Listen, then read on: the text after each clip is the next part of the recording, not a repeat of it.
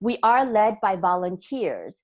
And as you know, we provide many events and meetup discussions where we focus on investment topics and, of course, encourage social interactions within those topics. And we welcome you to any and all of our events. We will be taking a break over the summer and start back up again with the main chapter event in September. The September event will be a regular kind of second Saturday event where we can meet in person and offer the session by Zoom. Then in October and November, we are planning a third Saturday event. And this is to accommodate for speaker schedules. We have a great list of speakers lined up. We just need to confirm that, and then we will announce it via email as well as on our website. Meanwhile, you are, of course, welcome to come to our meetups. We will be hosting a financial planning meetup on June 12th. This is facilitated by Fred Smith. And as always, it'll be at the Holders Country Inn in Cupertino. And this will be the last topic and kind of a wrap up of this cycle of topics. He runs about 9 different topics, and we'll start back up in September again with a repeat of the cycle. There are 2 general investing discussion group meetings led by Lynn Gillette, and that will be the 4th Monday of June and July. And we hope you could attend some of those sessions as well. You'll notice that there is no CIMI meeting in July, but they should be starting back up in August. Don Maurer and Bill Paceman will lead a group to discuss how they backtest and compare different market indicators. So if you're interested in being active in that part, please do join in. We are planning, of course, an August session as well as a September session. And then in between, you'll see that the general investing discussion group should be meeting as well.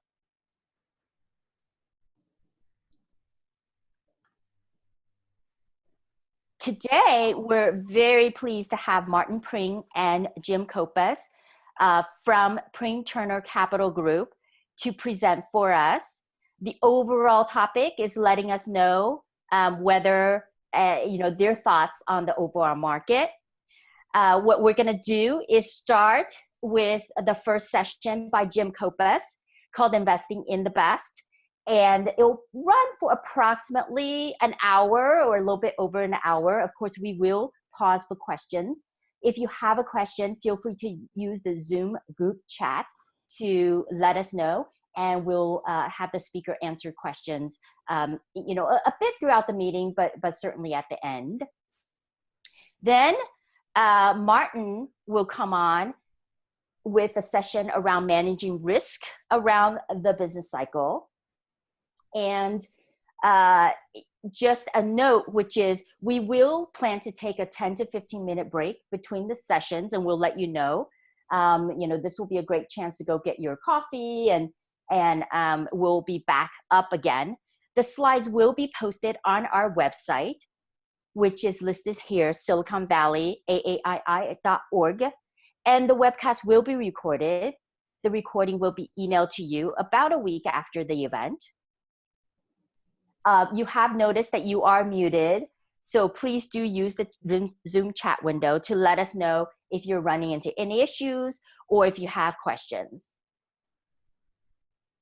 Right now, we have about 33 participants online, so it looks like folks are doing pretty well. So I'm going to go ahead and hand the mic over to Jim. Awesome. Thanks, Celia. Let me bring up the slides here.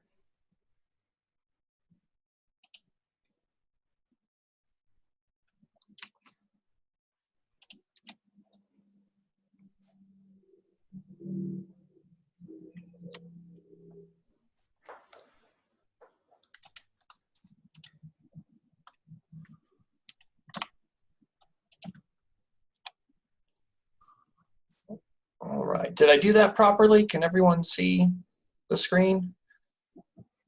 I can see the screen. Fantastic. All right, well, thanks everyone. My name is Jim Kopas with Pring Turner Capital Group.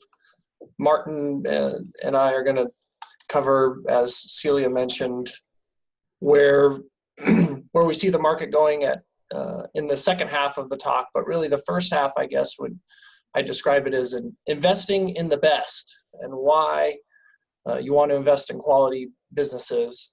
And so that's kind of to start things off. So I'd say those are the types of vessels or boats that you want to be traveling in. And then Martin's going to give more of an outlook on the currents of the ocean. You know, what way are you going to be going against the tide or with the tide, so to speak. So I think it'll be a good combination. So we're kind of starting bottom up, and then Martin's going to give a top down approach afterwards.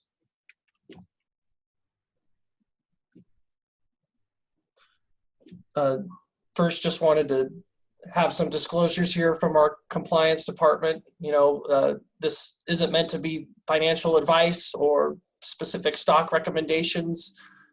Please do your own due diligence, but we're happy to use this, you know, treat this as information, and hopefully you can learn some things and us as well here during the talk. So whenever I listen to a talk or presentation, I always like to get a little bit of a background about the person speaking so I can know their biases or where they come from and how that relates to things. So I thought I'd just give a quick rundown on myself so you guys know where I come from and beliefs. I'm a principal at Pring Turner, and I would say I'm definitely a self-described investing nerd. I just love investing, and I think it's fantastic. Ever since I can remember, I've been fascinated with business, and unfortunately, not a great entrepreneur, like I'm sure actually some of you here today, being in the Silicon Valley, have been entrepreneurs. Other than starting a dog walking business when I was 11, I haven't been very successful. So I like investing because you can study businesses, but you don't have to do any of the work. You just get to rely on other people's work. So I guess I'm lazy that way, and I enjoy it. But it's really an honor here to talk to you specifically. I was a past member of the AAII, and I was a Silicon Valley resident for several years, almost a decade or so. I went to Santa Clara University, lived in the area, and then had my first two kids in the San Jose, Los Gatos area, and really recently moved back to Walnut Creek. So just a neighbor close by, but it really is an honor. I've gone to these talks before. I find just the AAII a great volunteer group to learn and educate, and I've used the screeners, and I'm definitely a better investor because of it. So I really do appreciate the opportunity to speak with you all today and learn. Also like to thank, you know, Celia and Ashok. You've been fantastic helping Martin and I get set up here. And you also mentioned about questions. Celia was nice enough to volunteer to take questions during the call. I won't be following those, but if you have anything, please enter it in as we go, and I'll try to answer it throughout the talk as opposed to waiting till the end. Because I hope to learn here today too. I love this quote by Robert Heinlein. It's when one teaches to learn. Preparing for this talk has taught me a bunch. And my wife would be the first one to say that I'm dense and thick-headed. So reinforcing these principles by teaching them has really helped me learn. So as I said, please feel free to submit any questions you have during the talk, and Celia will chime in if we're getting some good ones.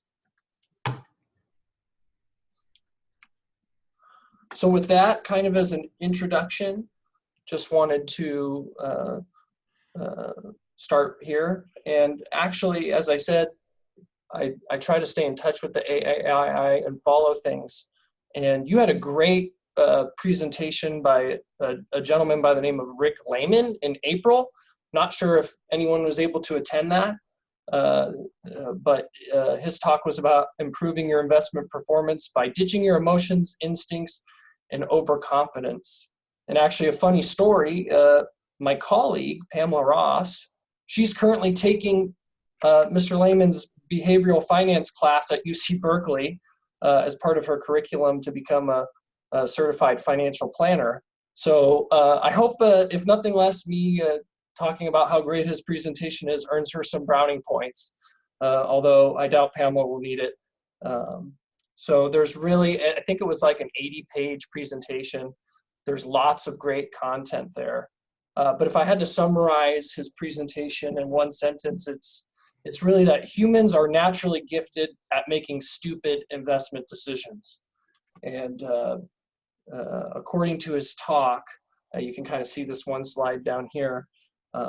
He said that the average investor underperforms anywhere between 3% to 6% per year. And that's a huge number.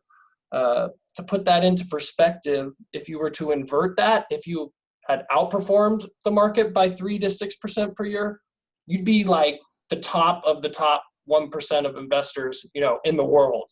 So the average investor is much worse than even the best of the best investors are good.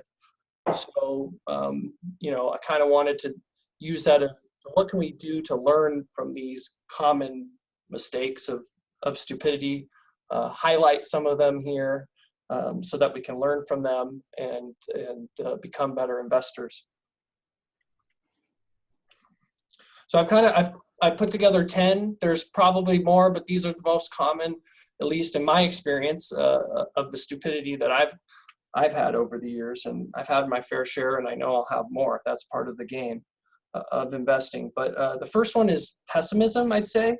And I don't know what it is, but investors just like to be pessimistic, even though the stats suggest otherwise. You should be optimistic. I was kind of running through data here, and since 1900, Martin has some fantastic long-term charts and data in terms of the stock market that he'll share with you later. But one of the data sets that I looked at was since 1900, what percentage of the time is the market higher? 1 year, 5 years, 10 years later. And it's pretty amazing that you always see it in the news, everyone's so pessimistic, but the data should suggest otherwise. I think about 2/3 of the time the market's higher 1 year later than it was the year prior. And the longer your time horizon you stretch out, the better the odds suggest. So I think after 5 years, it moves up to about 75% of the time it's higher. And 15 years later, it's like 90% of the time it's higher.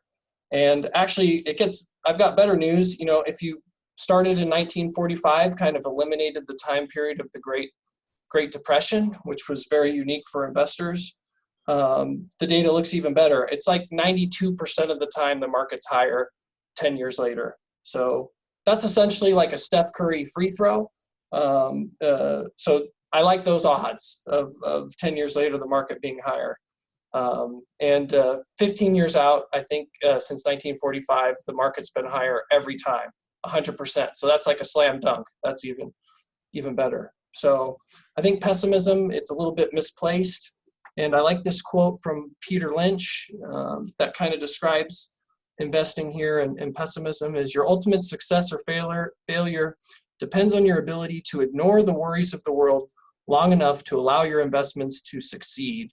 It isn't the head, but the stomach that determines the fate of the stock picker. And that really is true. Second cause of investor stupidity that I've seen is impatience.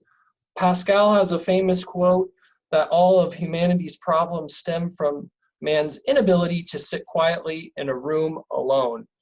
And I'm not sure if Pascal was an investor, but it definitely is good advice for us as well. My colleague Joe Turner likes to say that Wall Street is designed to separate you from your money. So it's designed to make you impatient, want to act, and really you can cause some big losses from that. So that's a second thing is impatience. And kind of fitting in with impatience, I'd say, is number 3 is frequent trading. Too much trading is not a good thing. The more times you trade, the higher the chances are that you're going to make a mistake. It's just statistics. The more times you do something, the higher the chances are that you're going to make a mistake. So I think also in Mr. Lehman's presentation, he referenced a study from UC Davis and UC Berkeley where the higher the turnover of someone's account, the lower the returns. And I think the other thing was they had a segment of the best performing accounts in that same study. And those were people that either one, forgot that they had an investment account, or two, unfortunately, were deceased while having the investment account. So really, those would be infrequent traders. So frequent trading is another common cause of stupidity. Number 4, I'd say, is having a too short term of a horizon. It's pretty amazing if you look at some of these statistics, but the average holding period of stock investors now is down to about 7 months. I think 2 or 3 decades ago, it was significantly higher. And maybe 50 years ago, it was something like 7 years was the average holding period. And now it's down to 7 months. So, you know, there's a famous, Mike Tyson has a famous quote of everyone has a plan until they get punched in the face. I kind of use that analogy towards investors. I say everyone's a long-term investor until the stock market punches them in the mouth. And most people have a short-term horizon, even though they say that they are long-term investors. That's another mistake investors have. Number 5, over-diversification. Diversification in itself is fantastic. Obviously, not putting all your eggs in one basket is rational, makes complete sense.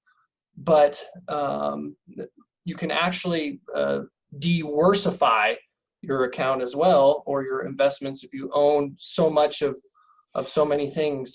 There's a famous Phil Fisher quote that where he says, investors have been so oversold on diversification that fear of having too many eggs in one basket has caused them to put far too little into companies they thoroughly know and far too much in others which they know nothing about, which kind of makes sense. So over diversification, I think, can be another problem that investors have. And now diversification in itself is good. And if you just want to buy and hold, that works completely fine. And being diversified, that makes sense. But we're talking about ways to improve your investment performance. We're talking with, you know, AAII group, people that are individually investing things.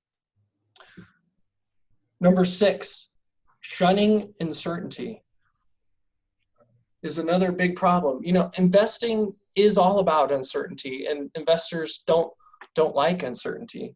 And there's a famous quote by John Templeton, who's probably one of the greatest investors of all time, and his quote is, an investor who has all the answers doesn't even understand the questions. That there is no certainty in investing. Unless you're investing in, say, a treasury bond, then you know the certainty of the payments and how much you'll get back at a certain time. But stock investing is inherently uncertain. So just knowing that and not shunning it and understanding that is important. Another thing that's interesting about humans is that we tend to have an aversion to losses. It's not really a rational thing. It's definitely emotional. But just the way that we're wired, we feel the pain roughly 3 times more of a loss than we do the thrill of a similar size gain, which is interesting. So in terms of from what kind of mistakes that can make, for investors, we have a tendency to want to, and I don't know if you've all noticed this in your own investing, I know I have personally, is we tend to want to sell our winners because we don't want to lose out on the gain. We're worried that profit that we have will leave.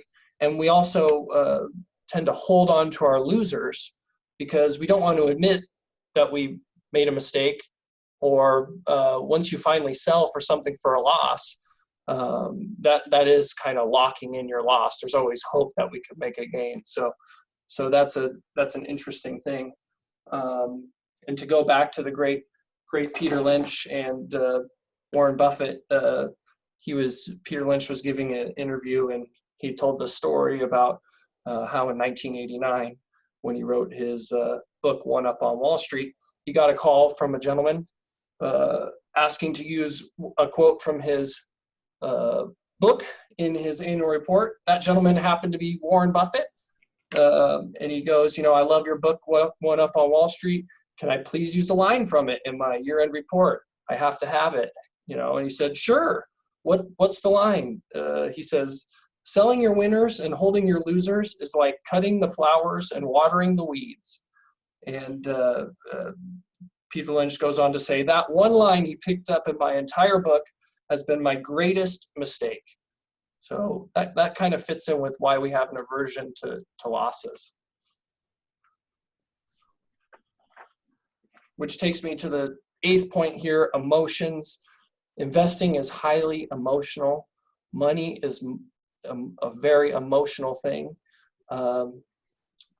Warren Buffett, is famous of saying, once you get above an IQ of 100, which I'm sure everyone here in this meeting is well above, you have plenty of intelligence, but really what you need is the correct temperament to be able to not get yourself into trouble of investing. And so really that is a problem, and it does take courage at times, and sometimes your gut feeling is just telling you to do the exact wrong thing at the wrong time.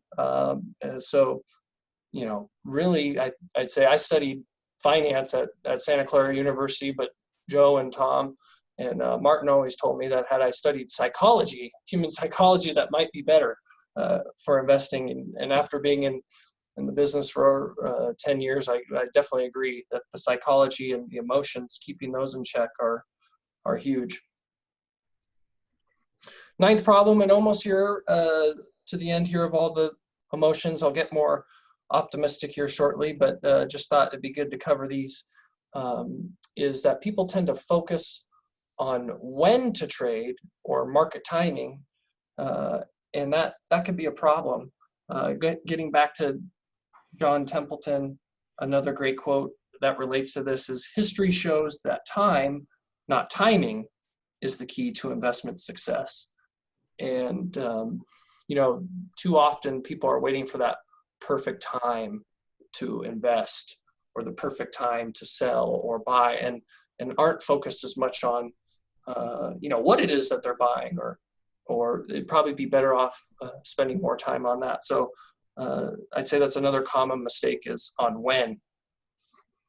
Final common cause of stupidity is our desire to be in the crowd. Just as being human beings, no one wants to be alone. It's very hard to take a contrarian opinion. It just feels better to be in with the crowd. And John Maynard Keynes has a very famous economist, and actually was a fantastic investor in his day. One of his quotes is, worldly wisdom teaches that it's better for reputation to fail conventionally than to succeed unconventionally. And that definitely fits in, with investing here, is that it's okay if you lose out because everyone else lost out on it. But if you lose out on something that was different than what everyone else is thinking, that's not really socially acceptable. So it's another interesting thing that can cause investor stupidity. So one of my favorite from that, how can we learn? And I love this Charlie Munger quote. So it's remarkable how much long-term advantage people like us have gotten by trying to be consistently not stupid instead of trying to be very intelligent. So avoiding stupidity is easier than seeking brilliance. And so we just learned about ways to be stupid. So let's invert those. And instead of trying to be brilliant, let's just see how we can find ways to not be stupid. So here's some ways to avoid stupidity. We talked about pessimism being a problem. Let's be optimistic. Try to be optimistic. Not only are the stats in your favor, as I kind of talked about, but personally, I've noticed it just feels better being optimistic. people tend to like you more and want to be around you. At least for me personally, no one really likes to be around a negative Nancy all the time. It's better to be around people that are optimistic. And so that would kind of invert pessimism, and staying optimistic, I think, would be a way to improve things. Be patient. Easier said than done. Charlie Munger, you said, you don't make money when you buy a stock, and you don't make money when you sell. You make money by waiting.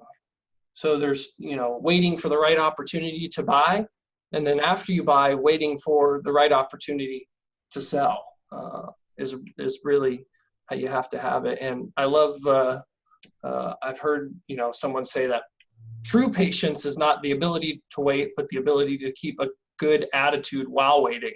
So being happy, being optimistic or being comfortable waiting, that's really important. So I think, as you think about your investment strategy, it's kind of, I like to use the analogy, it's kind of like picking a religion. There are many ways to get to the promised land, but all will test you emotionally. So you want to pick an approach that you believe in. So when the markets do test you, you can stick with your strategy. And then after you choose your strategy, inactivity or just staying patient is almost always the best way to go. So to flip frequent trading, the opposite of that would be just trade more infrequently. And that kind of fits in with patience as well, I'd say. Trading is really detrimental to your health, to your investment health. And so if you can build in some ways nowadays with technology, it's so easy to trade. You could trade from your phone, from your tablet, anytime the market's open, you see all these advertisements for Charles Schwab, TD Ameritrade, how easy it is. If there's some ways that you can, maybe you don't have your passwords automatically logged into those accounts, or you don't have facial recognition to make it a little bit harder to log in, anything you can do to, counteract this and make it a little bit harder for you to trade, and only trade when things really make sense. I think that would be a positive way to avoid making stupid choices. So number 4, having a long-term horizon. Short-term underperformance and long-term outperformance are really interrelated. And so if you want to improve, have everyone in this world, as I kind of discussed, the average holding period is 7 months. So there's a lot of brilliant people out there that you're competing with if you're trying to invest on a short-term horizon. What's going to happen next week or next month, or is this corporate earnings going to be better or less than projected? You're competing with a lot of people. And if you can kind of practice thinking long-term in that short-term world, that can be a competitive advantage for you. And so really trying to extend things out and looking, okay, where does this business or investment look 2, 3, 4 years down the road? That can be a huge advantage. And I think a lot of these really successful companies, they also have a long-term horizon. Amazon's a great example of that, how they got into the Amazon Web Service several years before anyone else. And, it didn't have any immediate benefits or payoffs, but now it's really a fantastic part of their business. So I think anything in life, thinking longer term, can be a huge advantage. So flipping the over diversification into proper diversification. So, there's lots of studies that show once you get to about 20 to 25 individual investment holdings, you get roughly 85% of the benefits of diversification. And some people are kind of shocked by that, but if you look at any mutual fund or ETF, they tend to hold way more than 20 to 25 stocks, in the hundreds. And lots of investment products have multiple investments within there, and they're really kind of over diversified. And if you think about it, if you actually are good at investing, if you actually do have some skill, then doesn't it make more sense, instead of putting money into your 26th best idea to put more money into your highest conviction idea. That sounds like a rational thing to me to do, especially if you've already kind of gotten all the benefits of diversification. Now, this also, I think, kind of plays into your personality, what you're comfortable with. Some people just aren't comfortable owning 20 to 25, and that's okay, you know, but I'd say definitely wouldn't look past 50. Once you're getting past 50, you're really starting to get to the point where it doesn't really, there's not a lot of advantage to that. Why don't you just own a little bit of everything then in that case? Number 6, another way to avoid is to embrace uncertainty. Joe Turner, one of my partners, he kind of uses the analogy of embracing the playground of uncertainty. Uncertainty is part of the game, and so take advantage of it. And think of uncertainty as an opportunity. And I think there's a common misconception out there that uncertainty and risk are related, or not that they're related, but that they're the same thing. And that's not necessarily true. There could be times as investors where you're out there and maybe there's uncertainty as to what's going to happen in the situation, but the price that's already baked into the price, so to speak. And you can look for opportunities where no matter what happens, your downside would probably be not much, and you might have substantial upside. So that's embracing uncertainty as investors, I think, is a huge advantage, and you can get paid pretty well to do that. Number 7, accept that losing will happen. No one is perfect.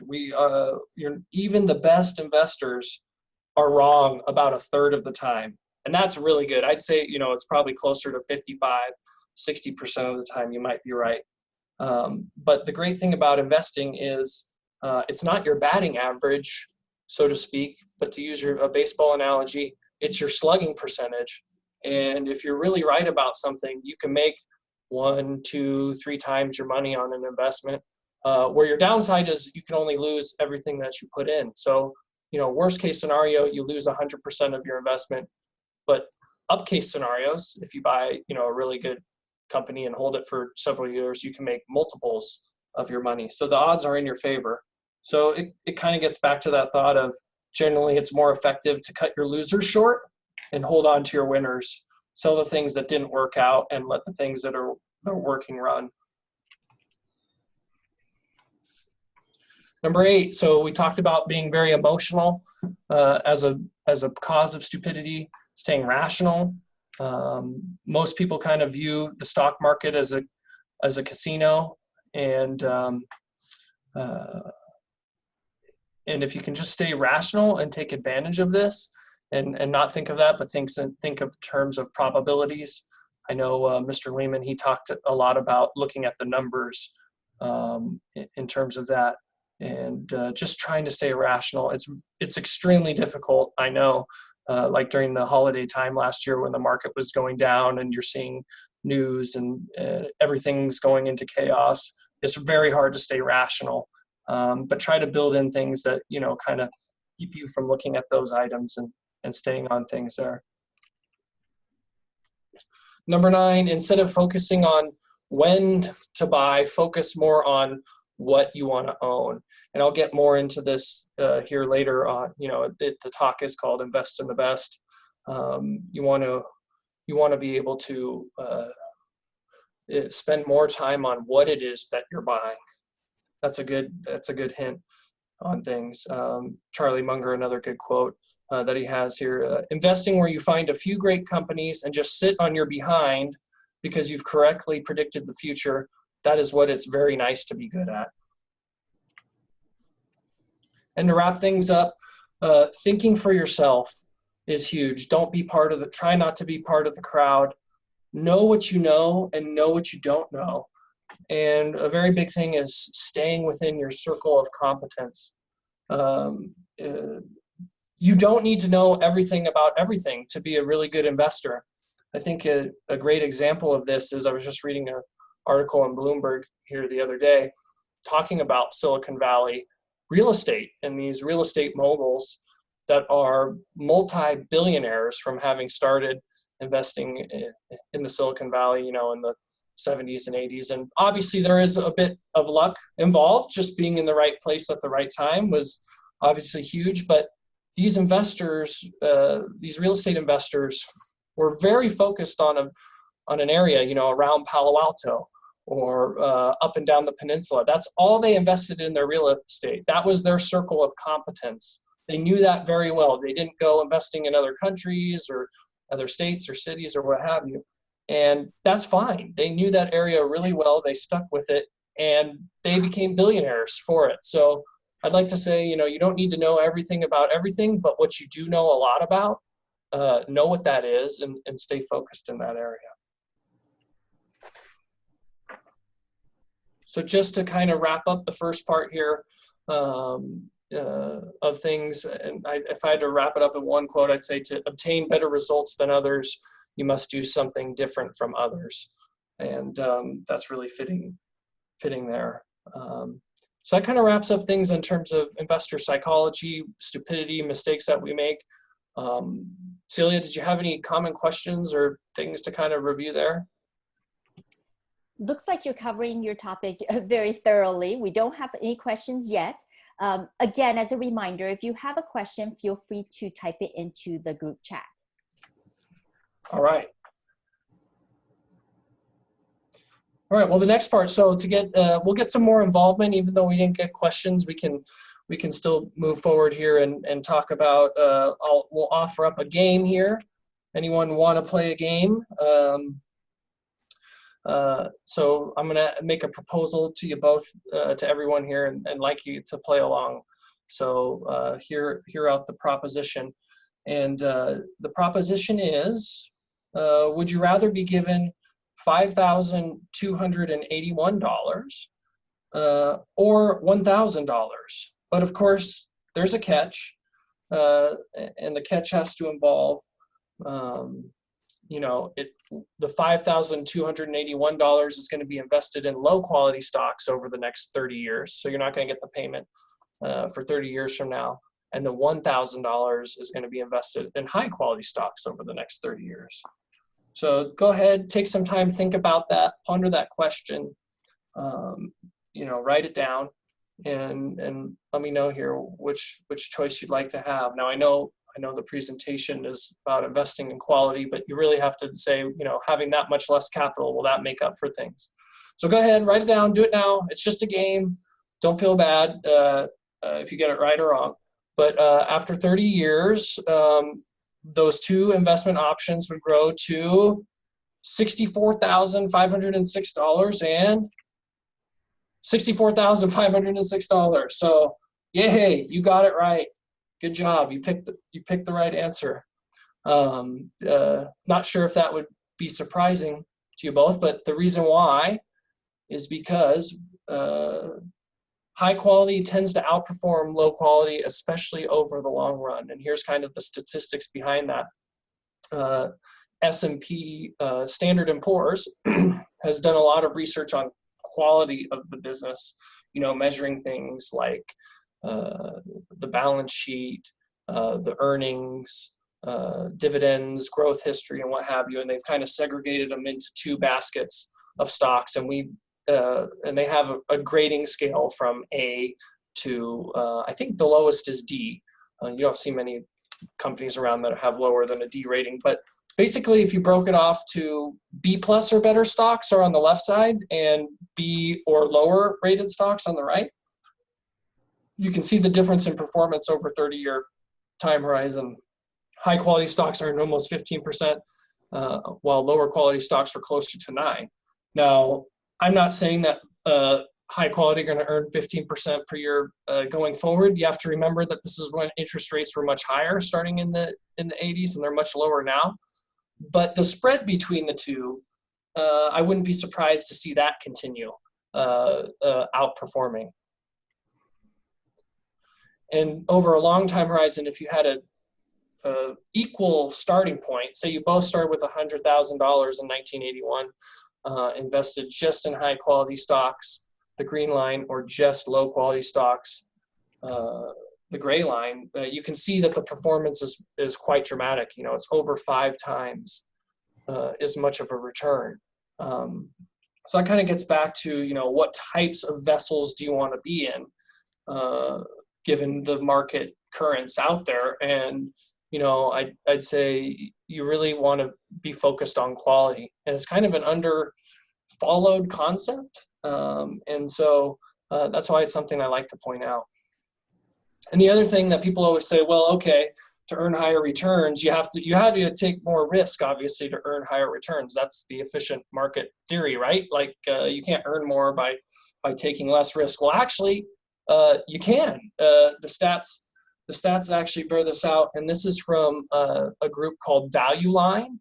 Not sure if anyone's familiar, but it's a great service where you can subscribe and you basically get a one-page write-up on all these companies, all the publicly traded companies, especially the large ones. And they have a rating that's similar to the Standard & Poor's quality rating. They call it their safety rank, and they rank it from 1 being the highest safety to 5 being more risky. And so kind of breaking it down, similar to the other study, if you have a safety rank of 2 or better, 2 or 1, versus a safety rank of 4 or 5, what the returns were during market corrections. And there were 16 market corrections that they calculated since 1972 to 2016.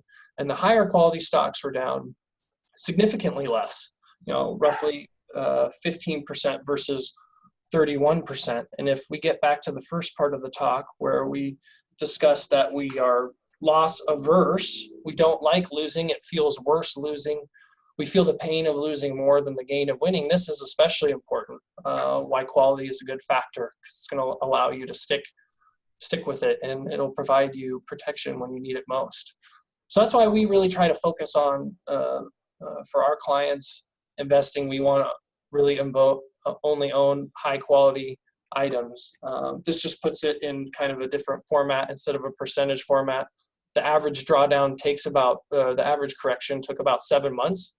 So imagine if you had $1 million portfolio and you're down, you know, 14.9%, or I'm sorry, 14.6%. You're down to 854,000. Yeah, that feels bad, but you know, you're not out of the game. But going from $1 million down to $690,000, I mean, that's almost half.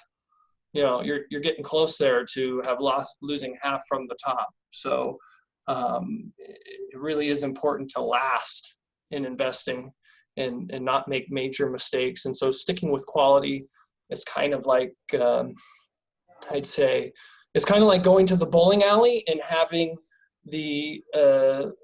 those lanes, the blockers on the gutter blockers up there. You know, it's just, you're going to score. The odds are you being successful are just going to be much higher than not having that. So that's what I kind of view quality as, is that blocker. It gives you an extra layer of protection, because we talked about all the common mistakes that we make. So this is why it's a good way to kind of block that out there. So I know you're probably saying, okay, that's great, own quality. I get it, makes sense, higher returns, less risk. But what is quality? You know, and that's a great question. And Atlanta Capital put out this research a couple years ago, and I think it does a wonderful job of explaining is a visualization of what is quality. So on this chart, there's a lot going on, so I'll try to simplify it easily, but these are rolling 5-year growth rates of corporate earnings for specific companies. The line chart there, the kind of light blue that you'll see, is above average quality companies. So you can kind of see that line gyrate going up and down through there over the last 25 years or so. And then the darker blue histogram looking chart, those are the earnings same 5-year earnings growth rates, but those are of below average or lower quality companies over time. And there's a couple key takeaways from this. The first is, I kind of highlighted it here in the light blue, the earnings growth rate over time on average is higher for above average companies. It's about 5.9 or 9.5% for high quality companies, where lower quality companies were just 6.2%.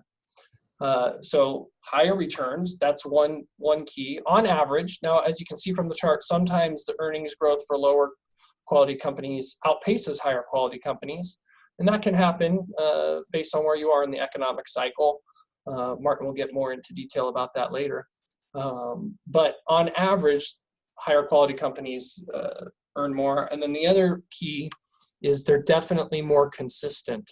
The 5-year earnings growth rate of high quality companies were in a range from, plus positive 5% per year versus positive 15% per year during the good phases. So that's pretty consistent and high earnings growth, as opposed to, we'll put in the range here of the lower quality companies, minus 6% actually lost. Their earnings have gone down over a 5-year period on a couple occasions here, the lowest being minus 6% to the highest being plus 20%. So if I had to summarize, what is quality? It's really higher long-term earnings growth with more consistency. So how do businesses generate higher returns and more consistent returns? Well, they tend to have a durable competitive advantage. Warren Buffett uses the analogy of a moat. Think of your business like a castle, and what do you do if you were the king of the castle or the queen of the castle to protect the castle? You put a big moat on it to keep invaders out. And the economy and capitalism is very competitive. So whatever you can do to have a advantage over your competition will be huge. And the forces of our market economy are, if anyone has a really good business, other people are going to try to get into that business. So you need to have ways to defend yourself. So there's been a lot of research. Morningstar is a fantastic organization that has lots of research on moats or these competitive advantages. I'm going to break it down into the 5 big ones that they have and that I've seen in my career. I'm not sure, you could probably put any company's competitive advantage into these, and if you couldn't, then maybe there's a new category or it's some subset of the two. So the first one is network effects. I think the example here is the more people on the network or more people in the group makes the network stronger. I think a great example of this would be Facebook, or Instagram. The odds of me staying on that social media site or using that site will be enhanced by the more people that are on the site. And also, the more people that are on the site, the more advertisers are going to want to go to the site to advertise. And so it's kind of the self-fulfilling thing. So that's really, if you ever get a business where there's a network effect, that can be a huge moat and competitive advantage. And if you think about it, if another company came out with an even better social media platform, say, for example, like a Snapchat, some people thought that was going to be a better platform. Getting everyone to leave that one and go where the people where less users were was very difficult. And in fact, Facebook ended up copying some of the items that Snapchat had and reinforced their own moat, so to speak. So I'd say network effects is a big type of moat. The second type of moat would be an intangible asset. And sometimes that can be patents that you have that give you advantage, or your industry is regulated. But I really say for intangible assets, a brand is the best way to think about this. Good example, most of us drive cars or have cars, and there's just a difference. Is there that much of a difference between a Honda and a Ferrari in terms of, getting you from point A to point B? No, not really too much of a difference, but the brand is very powerful, and it's very exclusive feeling to own a Ferrari as opposed to owning a Honda Civic. You can get those, so people are willing to pay much more. Now, obviously, obviously the Ferrari is a higher performing vehicle, can go much faster, this or that, many different parts to it. But the difference in price, the margins that the company, that Ferrari makes on their cars versus the margins that Honda makes on their cars is way different, and that has to do with brand.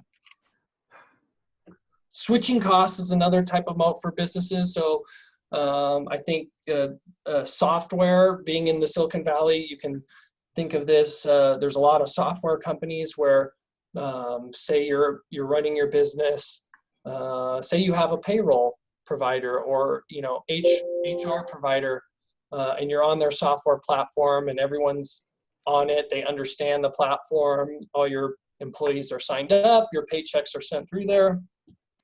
It's very high switching costs, not just in terms of what the actual price that you would pay to have to go from one to transition from one system to another, but also the amount of time it would take you to switch from one to another. So I think examples like Salesforce or Workday are kind of examples of companies like that, where once you kind of get in the system, you tend not to leave. I'd also say banks have high switching costs. When you tend to sign up for a bank, you get everything set up in terms of your deposits and your monthly payments and this or that. People, once they sign up with a bank, you tend to keep your bank account for a long time, and that's kind of a switching cost type of a moat there. Fourth type of moat would be having a cost advantage. I think a great example of this would be Costco. Everyone loves, at least a lot of people that I talk to, I'm an avid Costco user. I love going there. And the reason is that they have the best prices and they sell very high quality merchandise.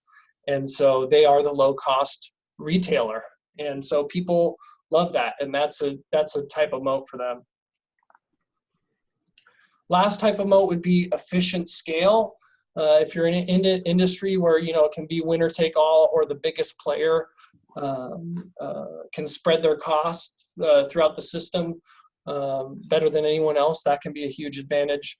One that comes to mind for me is Amazon and their delivery. It's a huge advantage to have such scale and size, where if to try to compete with that and build up a scale and network like that would be very difficult. So that can be another advantage as well.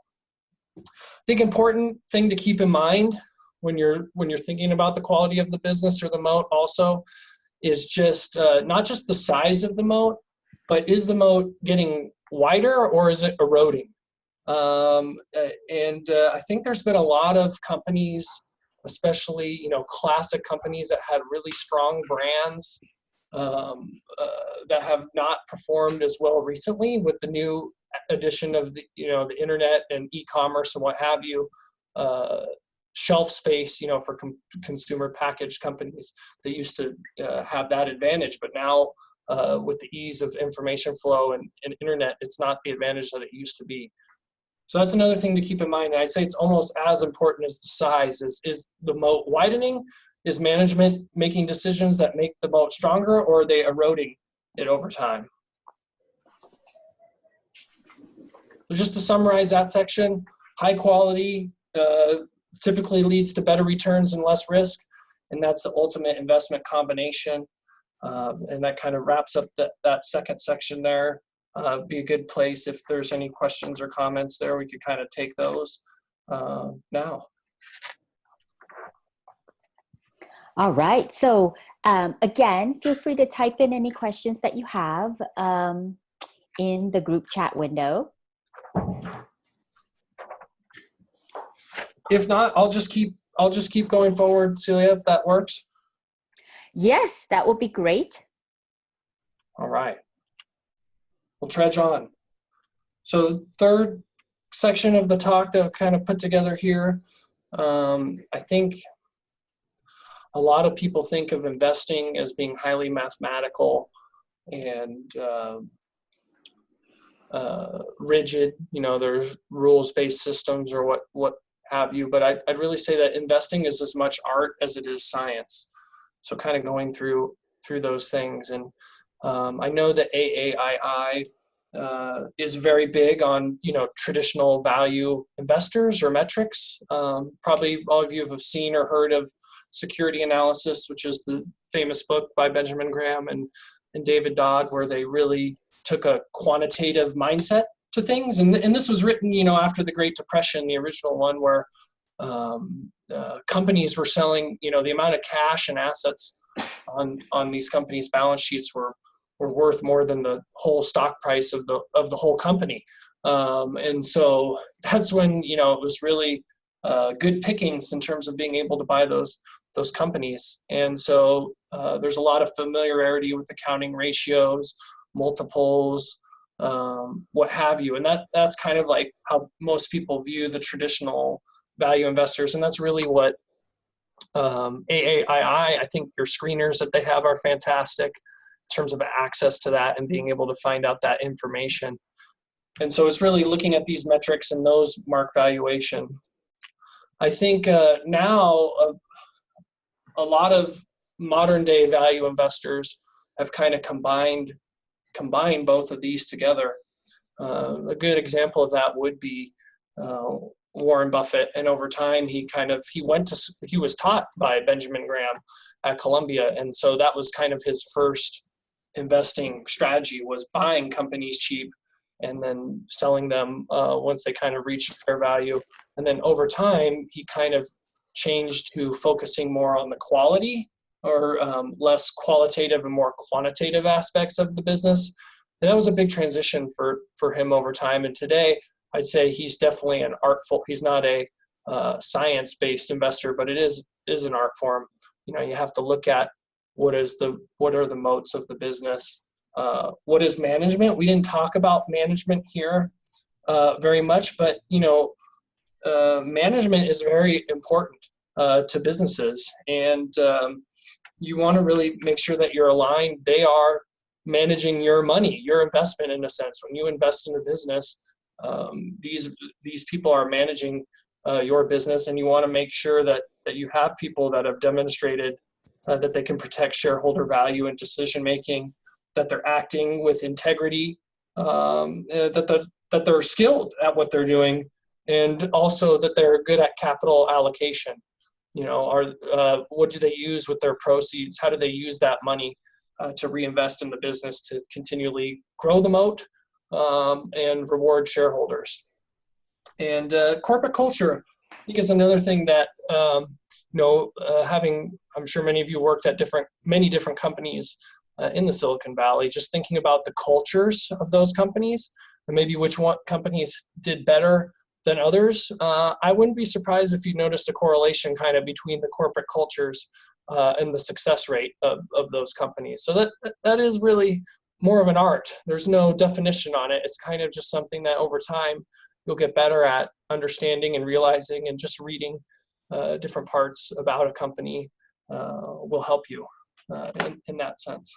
Jim, maybe this would be a good time to pause for a quick question from the audience. Perfect. It's actually more like two questions. One is, what's a good, efficient way of determining if the moat is narrowing?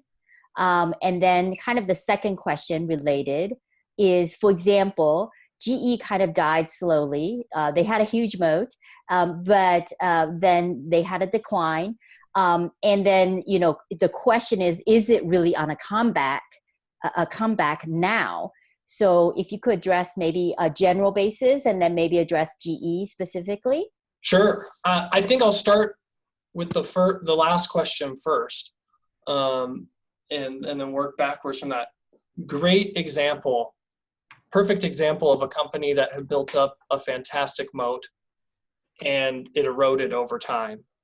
And I think it's kind of related to management and corporate culture. Quite frankly, these other two items that we have here on the left side, there was a changing of the guard. Jack Welch was just a terrific manager and had built up these things, the business to be just a complete market winner. And then over time, the moat slowly eroded. And I would say that corporate culture had to do that. It's kind of like when you have a fantastic business, when you're really excellent, you can kind of slip up, and you don't think about competition coming in. You're not as sharp on your game, so to speak. I think IBM when computers were coming out were another example of that. They were the big winners, and kind of let some competitors come in there. So GE. So we talked about investors staying within their circle of competence. It's not a company that we own. It is one that we've looked at before. I will say that I am impressed with the new management team that they have in place. And we have a couple clients that have worked at GE for a long time and have a lot of stock in that. And we, at this time, it kind of gets back to the earlier part of the talk. It seems like investors are very pessimistic.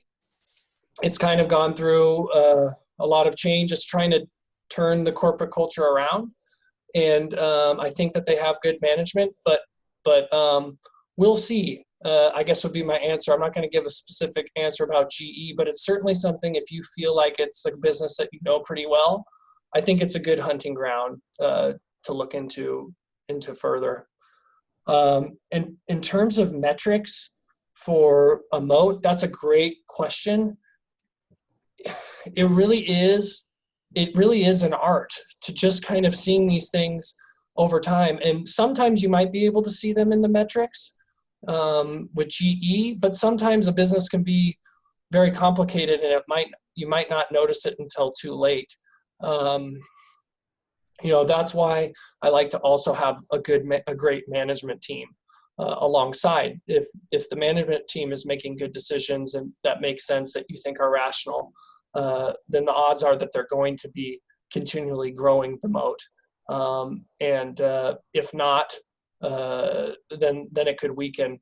But I'd say there's really there's there's kind of almost two tiers of moats. Some that are just so powerful that even an idiot like myself could run the company and the moat would stay. And then there's other businesses where the management is really good, and that is part of the moat, is that they have excellent management. I think GE would probably be that second example of they had a good business, but they had great management, which made it a strong moat. And then once the management team changed and the corporate culture changed, the moat eroded. So I hope that answers the question about that.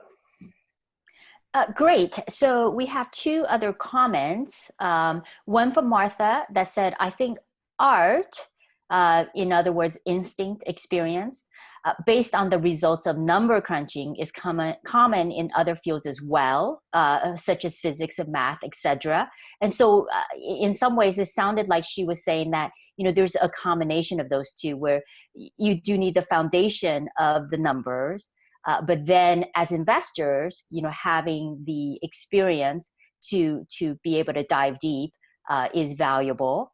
And then the second comment is that IBM is a perfect example of the innovator's dilemma. That's very interesting. I wonder if you wanted to comment on either of those. I just say, first off, I don't know who made the second comment, but Martha, you're spot on the first comment. Exactly. It is a combination of the two, 100%. And I think my point of this slide really is that don't forget the science part, but I think too many people focus just on the science and not on the art, and you want to have a combination. And then the investor's dilemma, yeah, I think... innovator's dilemma, yes. Oh, the innovator's dilemma, sorry. I got investing on my mind. It's kind of like the Andy Grove, Intel's co-founder. He kind of had the famous quote, success breeds complacency, complacency breeds failure, only the paranoid survive. I think that's a great way of thinking about it. You always have to be, really obsessed and paranoid about your product. So I think, that's kind of what they fell into there.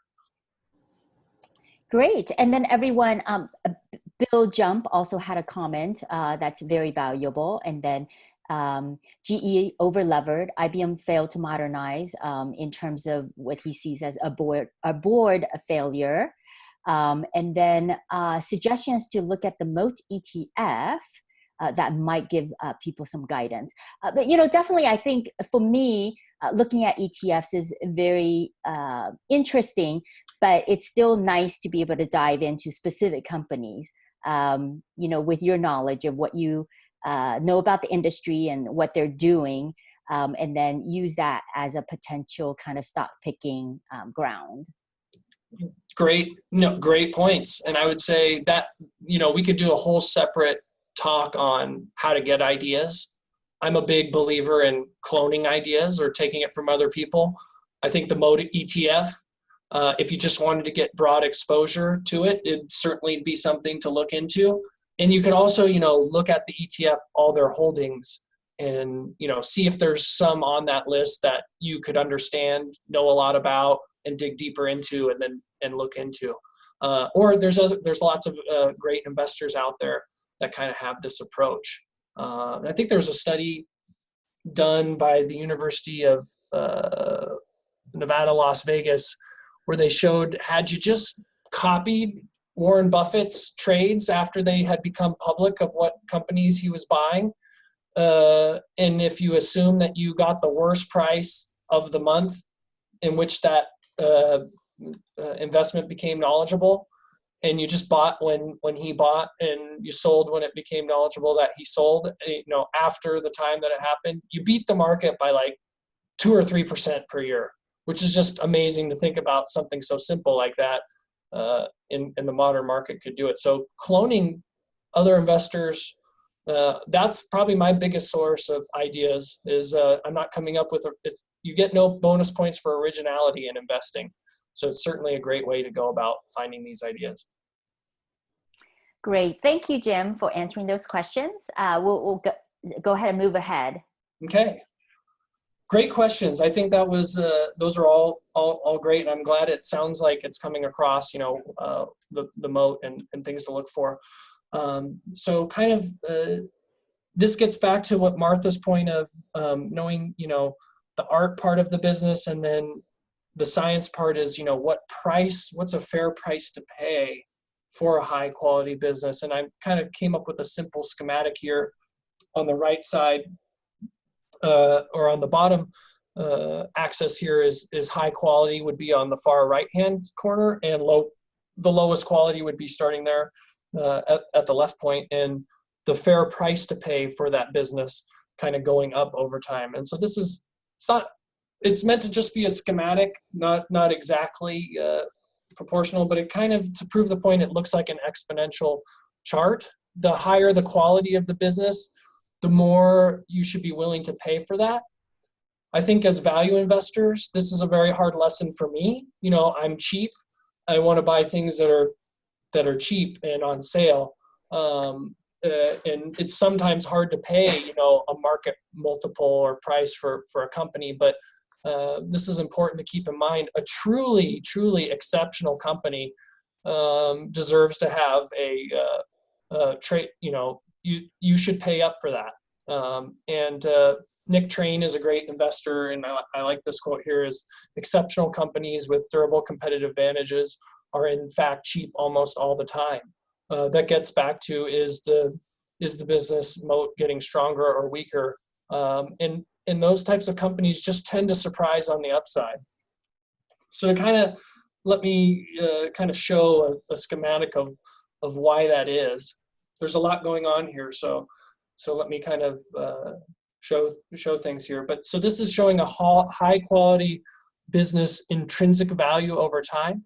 Intrinsic value is a famous word of the value of the company. Now it's not specific. You never know exactly what the value of the company is, but you can have a range of it. So on one axis here we have the intrinsic value, and on the other we have time. And so say you bought a high quality company at, say, the intrinsic value. You didn't get a great price, but you got a fair price, and you owned it. Over time, the longer you own that, the rising intrinsic value, the rising value of your business over time will increase your margin of safety. So even if the stock price doesn't go anywhere, if the business is doing better and growing, and earnings are growing and dividend payouts are growing, your margin of safety increases. So that's why Warren Buffett has this famous quote, it's far better to buy a wonderful company at a fair price than a fair company at a wonderful price. So now let's go to a mediocre quality business and its intrinsic value over time. And so really, if you're buying a mediocre business, the difference between the price, the intrinsic value of what you think it's worth and the price you pay, that's really your only margin of safety, because the value of the business might not grow over time. And so over time, your margin of safety will just stay the same. And you're basically at the mercy of the market to eventually, you think you bought it at a cheap price, and you're waiting for it to return to a fair price. And that can take several years and kind of be against you. So time isn't exactly on your side. And in a low quality scenario, here's a low quality business and value over time. You could buy a low quality business at an extremely, cheap price, but over time, the value of that business actually can deteriorate. Lots of businesses go under or have competitors come in and they become low quality. And so your margin of safety is actually shrinking over time. So it's an important thing to think about when you're looking at businesses. And that's why you really want to think twice before investing in low quality.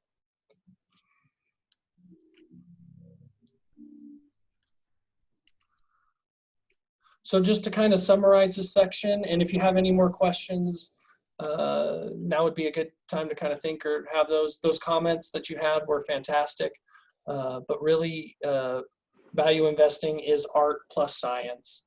The best value investors combine those two together, and glad to know that that's common in other industries as well, that the art plus science approach is really a great way to go about it. And then the second quote there, time is the friend of the wonderful company, the enemy of the mediocre. And that also speaks towards, investing in those companies as well. Great. So Jim, it sounds to me like what you're kind of overall saying is that quality will help us in a cyclical bear market, But what are your thoughts about whether we're in that time of a continued bull market or a cyclical bear market ahead? That's a great question, and I will defer the answer. Martin is going to talk a lot about that. But absolutely, I guess this would be kind of like preparing for the worst. In a bear market, these will help you. In a bull market, you'll do fine as well, but they do add that extra layer of protection for you during a bear market. And Martin will definitely cover that in depth. He kind of shared with me his slides, so I know he has lots of content on that area here. Just to wrap things up, I kind of have a few. I guess everyone likes ideas or thoughts, or where can we find quality at a good price. So kind of have some little games here to play to kind of push forward. It's would you rather own, and I'm going to kind of throw up a couple options here. We've got company A and company B, and we have. Obviously, if you were making an investment choice, you'd want to have many more details than just these, but here's some just basic items that you'd want to look at.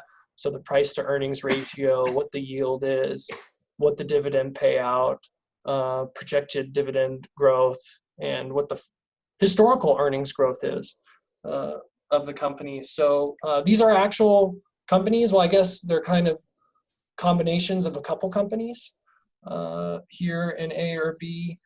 Does anyone have a guess what sectors or industries these would be in? Let's give people a moment. If you wanted to type in your opinions in the group chat, we could take a quick look. So it sounds like two questions, right? One is, which would you rather own, A or B? And then if you can say A is what sector, B is what sector. Yeah. Somebody said REITs, but I don't know if that's for A or B. REITs, okay, Sridhar thinks that A is REITs and B is utilities. I think, if I'm reading it correctly. Okay. Any other opinions? Okay, Richard says he would buy B. You would buy B. I don't know though. I feel like this is another trick question, Jim. Well, what do you think? What do you think, Celia? I'll put you on the spot. What do you? Oh no, put me on the spot. Okay. I would typically go with B. I think because I have more of a growth mindset, but you know, I'd be interested in other people's opinion as well. Okay. Well, don't worry. I'm gonna give you two more examples after this, so this could be a good practice run. So the two sectors, column A is telecom, and I know the sectors kind of changed here recently, but I would call these more traditional telecom. This is like AT&T and Verizon would be A, and B is actually banks, which are the example here would be a combination of like Wells Fargo and Citibank. But I think if you looked at all the four major U.S. banks, they are around similar valuations, payout ratios, and growth. So I'm glad I heard people picking B, so that's good. We prefer to own the B side than the A. We definitely have a higher allocation to the bank side of things, given that they are at similar valuations, but the growth, the payout, the dividend yield are still good. The payouts are not as high, and the projected growth, the historical growth and the projected growth are both higher. And we think that those actually banks have better moats than the telecom. So there's interesting areas where you can find these pockets of value. So that's kind of one combination. So move on to the next set here, now that you're getting a hang of things.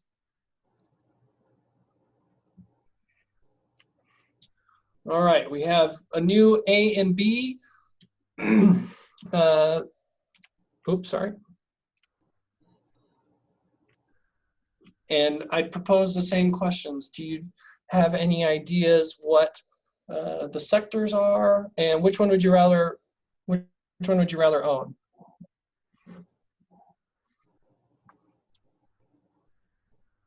All right, a new A and B. So we'll give people some time.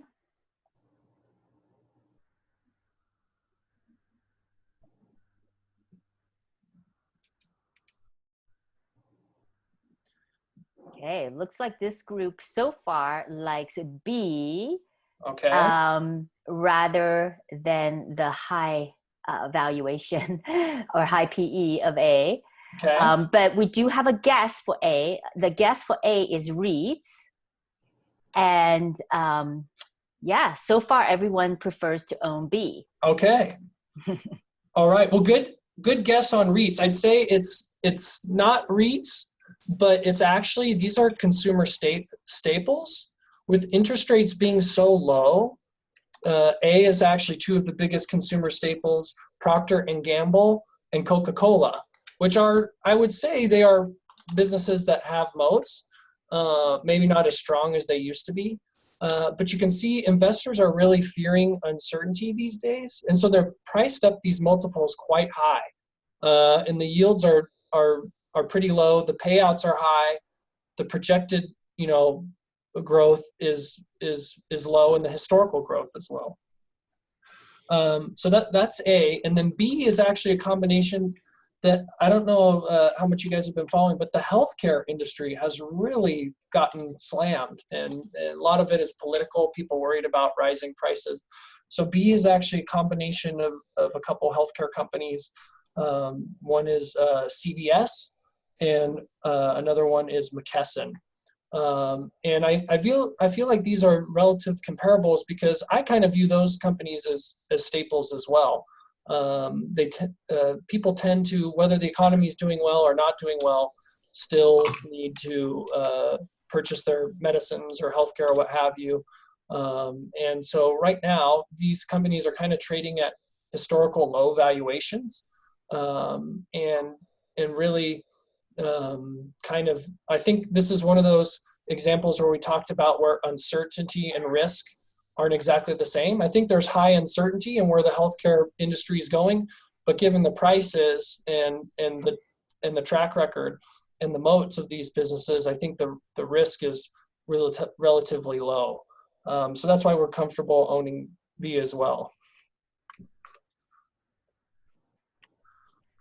All right, last one. Last group, and I have a little bit different metrics, so maybe this will give you a clue into what sectors they're in. And so we have A and B as well. Any guesses of the sectors? We're looking at price to cash flow, yields, projected dividend growth, and current dividend growth as well. So I'll give you guys some time to kind of study up on this and take a look.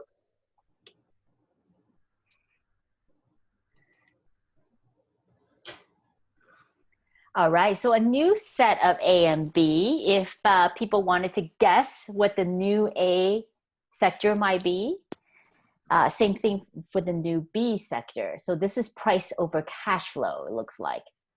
Yeah, price to cash flows, yields, and projected cash flow growth and projected dividend payout growth.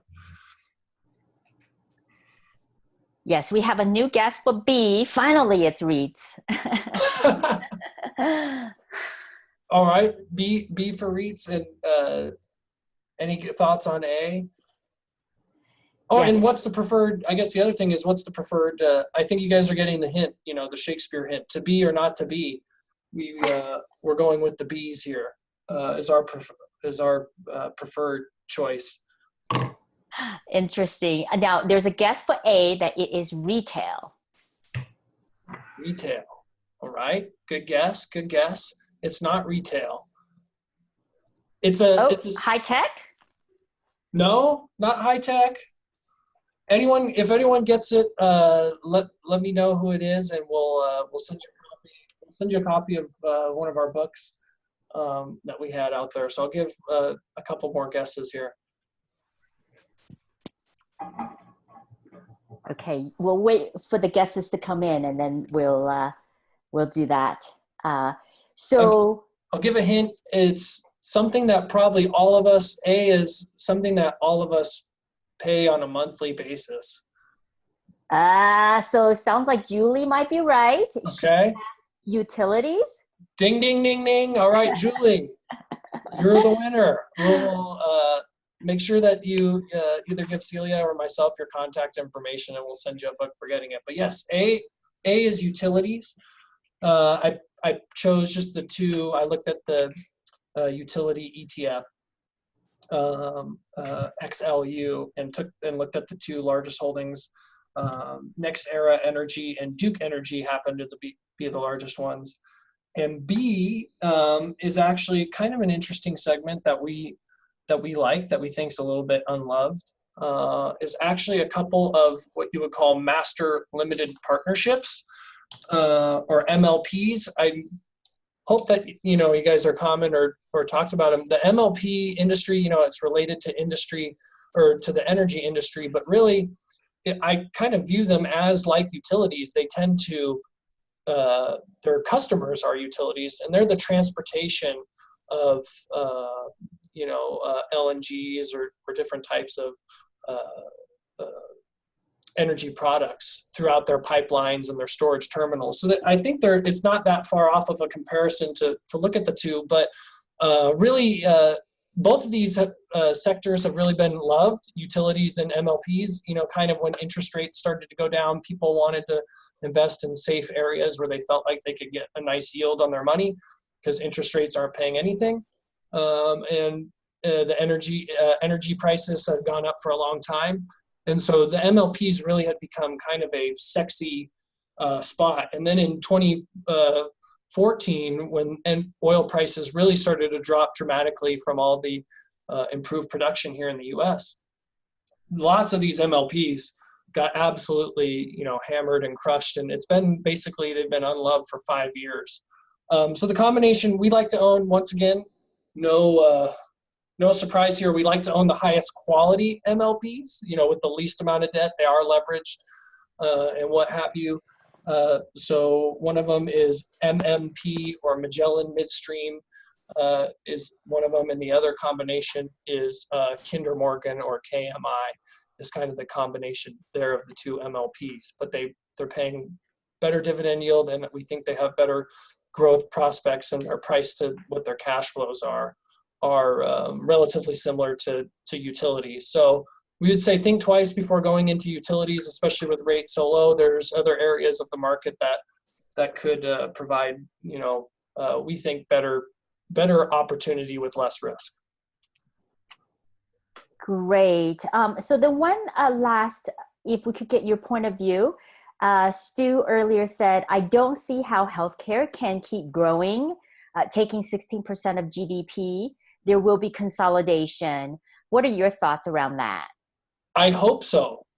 I hope that's right, because I completely agree that healthcare, especially in the US, is too high, and it would benefit everyone for the healthcare costs to come down. I'm totally on board with that, and I hope that happens. The problem is it's very hard to change things, and especially when things get set up in their ways, the status quo tends to remain longer than possible. And you got to think about, this kind of gets back to the Charlie Munger quote of inverting things. So instead of thinking what will change, think what won't change. And so are people still going to need prescriptions 5-10 years out? Yes. How they get it might be different, and those types of things. So with the healthcare companies that we own, McKesson is a distributor of the products. They actually, in the grand scheme of things, their margins are very low. It's like, 1%. They're not the ones that are ripping off the customer. The products need to get distributed, and a lot of products have very special characteristics about them. They need to be delivered, refrigerated or what have you. That's a very hard logistic problem to have. In fact, I think the thing that shows how hard that issue is to solve is Amazon last year kind of made an announcement that they weren't going to try to get into the healthcare distribution business. And if Amazon says, that's kind of a hard thing to get into, that's normally a good sign that company has a pretty strong moat. I think another thing with McKesson recently is the opioid scandal, and people are worried, politicians are going to really slap them with a big fine.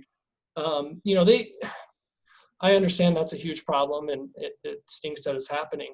And I think the responsibility probably revolves around a lot of different parts of the system. I don't think they'll be solely responsible. And I think this is another example of, the risk versus uncertainty. Yeah, there could be a fine, but the company's trading at such a low historical multiple and generating a lot of cash that, if things don't turn out as bad as kind of the market's predicting in that area, you could have some good upside and low downside. And, CVS is another example of one that we own. They actually, did a combination to expand and integrate their business up and down to try to help customers. So not just in the pharmacy side of things, but actually, the health insurance side. So there could be some synergies there. And so, yeah, there's some clouds out there. And that's normally when that's kind of normally when you get the opportunity to buy these high quality companies. They don't happen too often, but there are going to be storm clouds out of it. And that's kind of what you have to look at. And that's the art. That gets back to the art of things. Great. And then one last comment, if you could discuss, is MLPs with and without K1s.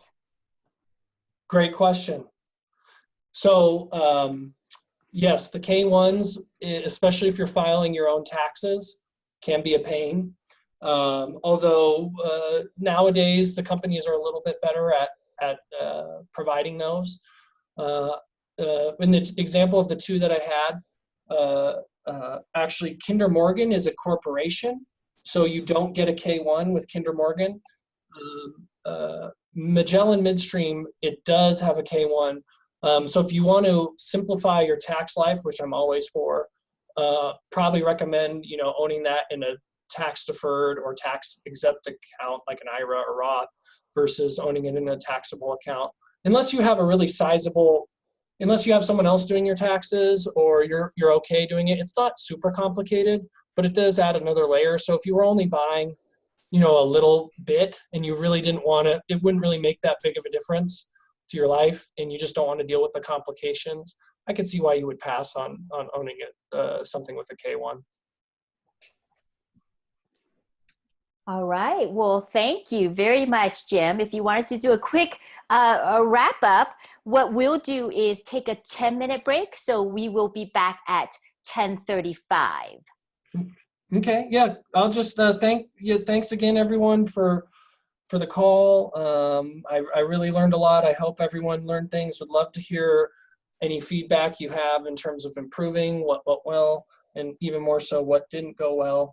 I think I just came up with one last thought about that ML or the K1 question.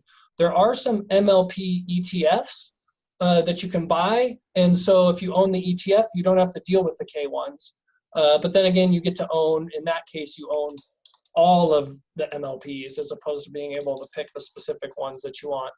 But like I said, that's an area where it really is underloved. We do have some clients where we own specifically the ETF as opposed to the individual positions for those reasons. So that could be another, that's just another thought that popped in my head. But thanks again for everyone for putting this together, and looking forward to listening in on Martin's call. And I'll listen in there if you have any other follow-up questions. I'm happy to answer at the end. Great. Thank you again. And again, we will join back on at 10:35. In the meanwhile, we're just going to get Martin set up. So you, if you keep, participating, you'll just hear that. Attending the AAII June webcast.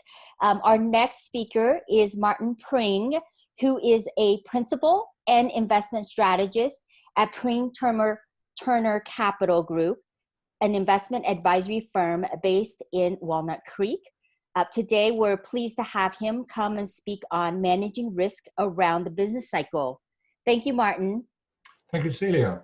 Oh, and sorry, before we get started again, Martin requested that we go ahead and hold our questions until the very end. So as you have questions, please do feel free to type them into the group chat, and we will go through those questions at the end of his presentation. Thank you. Okay. Jim gave a very interesting presentation on individual stocks and valuations and so forth. Now we're going to have something completely different, because I'm going to be talking about the top-down approach and the general strategies that we use at Pring Turner. Before I do that, though, I'd like to make a couple of remarks on what actually drives markets. Because some of the times we get into a situation and we look at the dollar and we look at gold and we say, well, the dollar's going up, therefore gold should go down. And in fact, or the dollar is going down in this case and gold is going up. And also it works the other way, inversely, most of the time, where the dollar is going up and that drives gold down. But there are other periods when that isn't so. Not so many, because most of the time gold and the dollar are moving inversely. But some of the times they move in the same direction. Here, with these green arrows, they're both moving up, and then with these red arrows, they're both moving down. When I first got into the business in the 1970s, we used to figure out that when the dollar was going down, that was bearish for bond prices because people moved out of the dollar and they were selling their bonds. So both went down together. But then there are other periods when the dollar goes up and the bonds continue to go down. And other periods when the dollar goes down and the bonds go up. So what to do? For certain periods, there's a definite linkage, as you can see, between the dollar and bonds and gold. But for specific and indefinable periods of time, this intermarket relationship can be used to forecast bond and gold prices. But there's no consistent relationship between them. So if the dollar doesn't consistently drive bond and gold prices, what does? The answer, in our view, is the financial markets and the business cycle. The business cycle drives everything. So the vast majority of primary trend equity price swings can be explained by changes in the economy and investors' attitudes to those changes.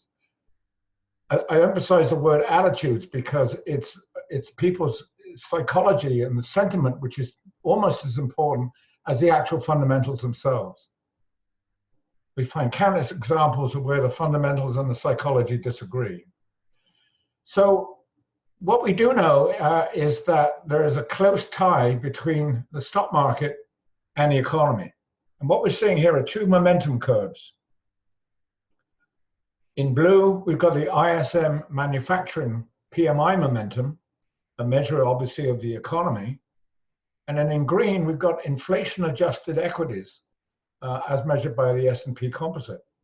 And you can see that for considerable periods of time, these two series, well, they're not moving tick to tick, tick by tick.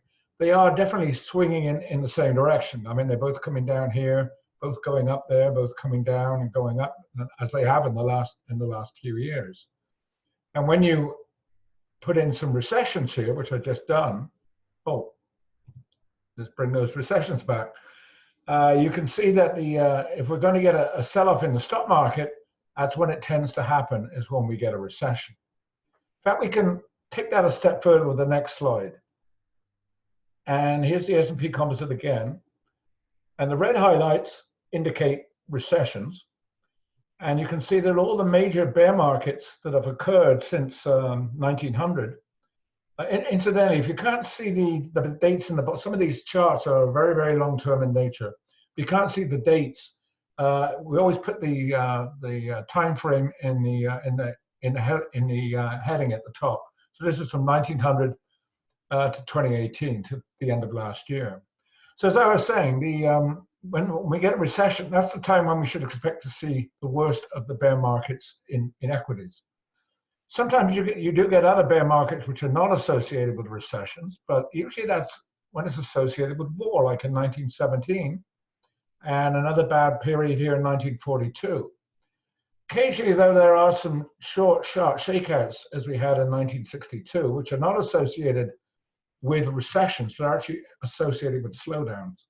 And then we had another setback in 1987, which didn't last very long. In fact, none of these sharp setbacks do last very long. It's when you have a recession that they tend to last, the stock market, bear markets tend to last for, on average, about 18 months. So in the first, we're going to now take a look at the business cycle and bring it down to its simplest core here.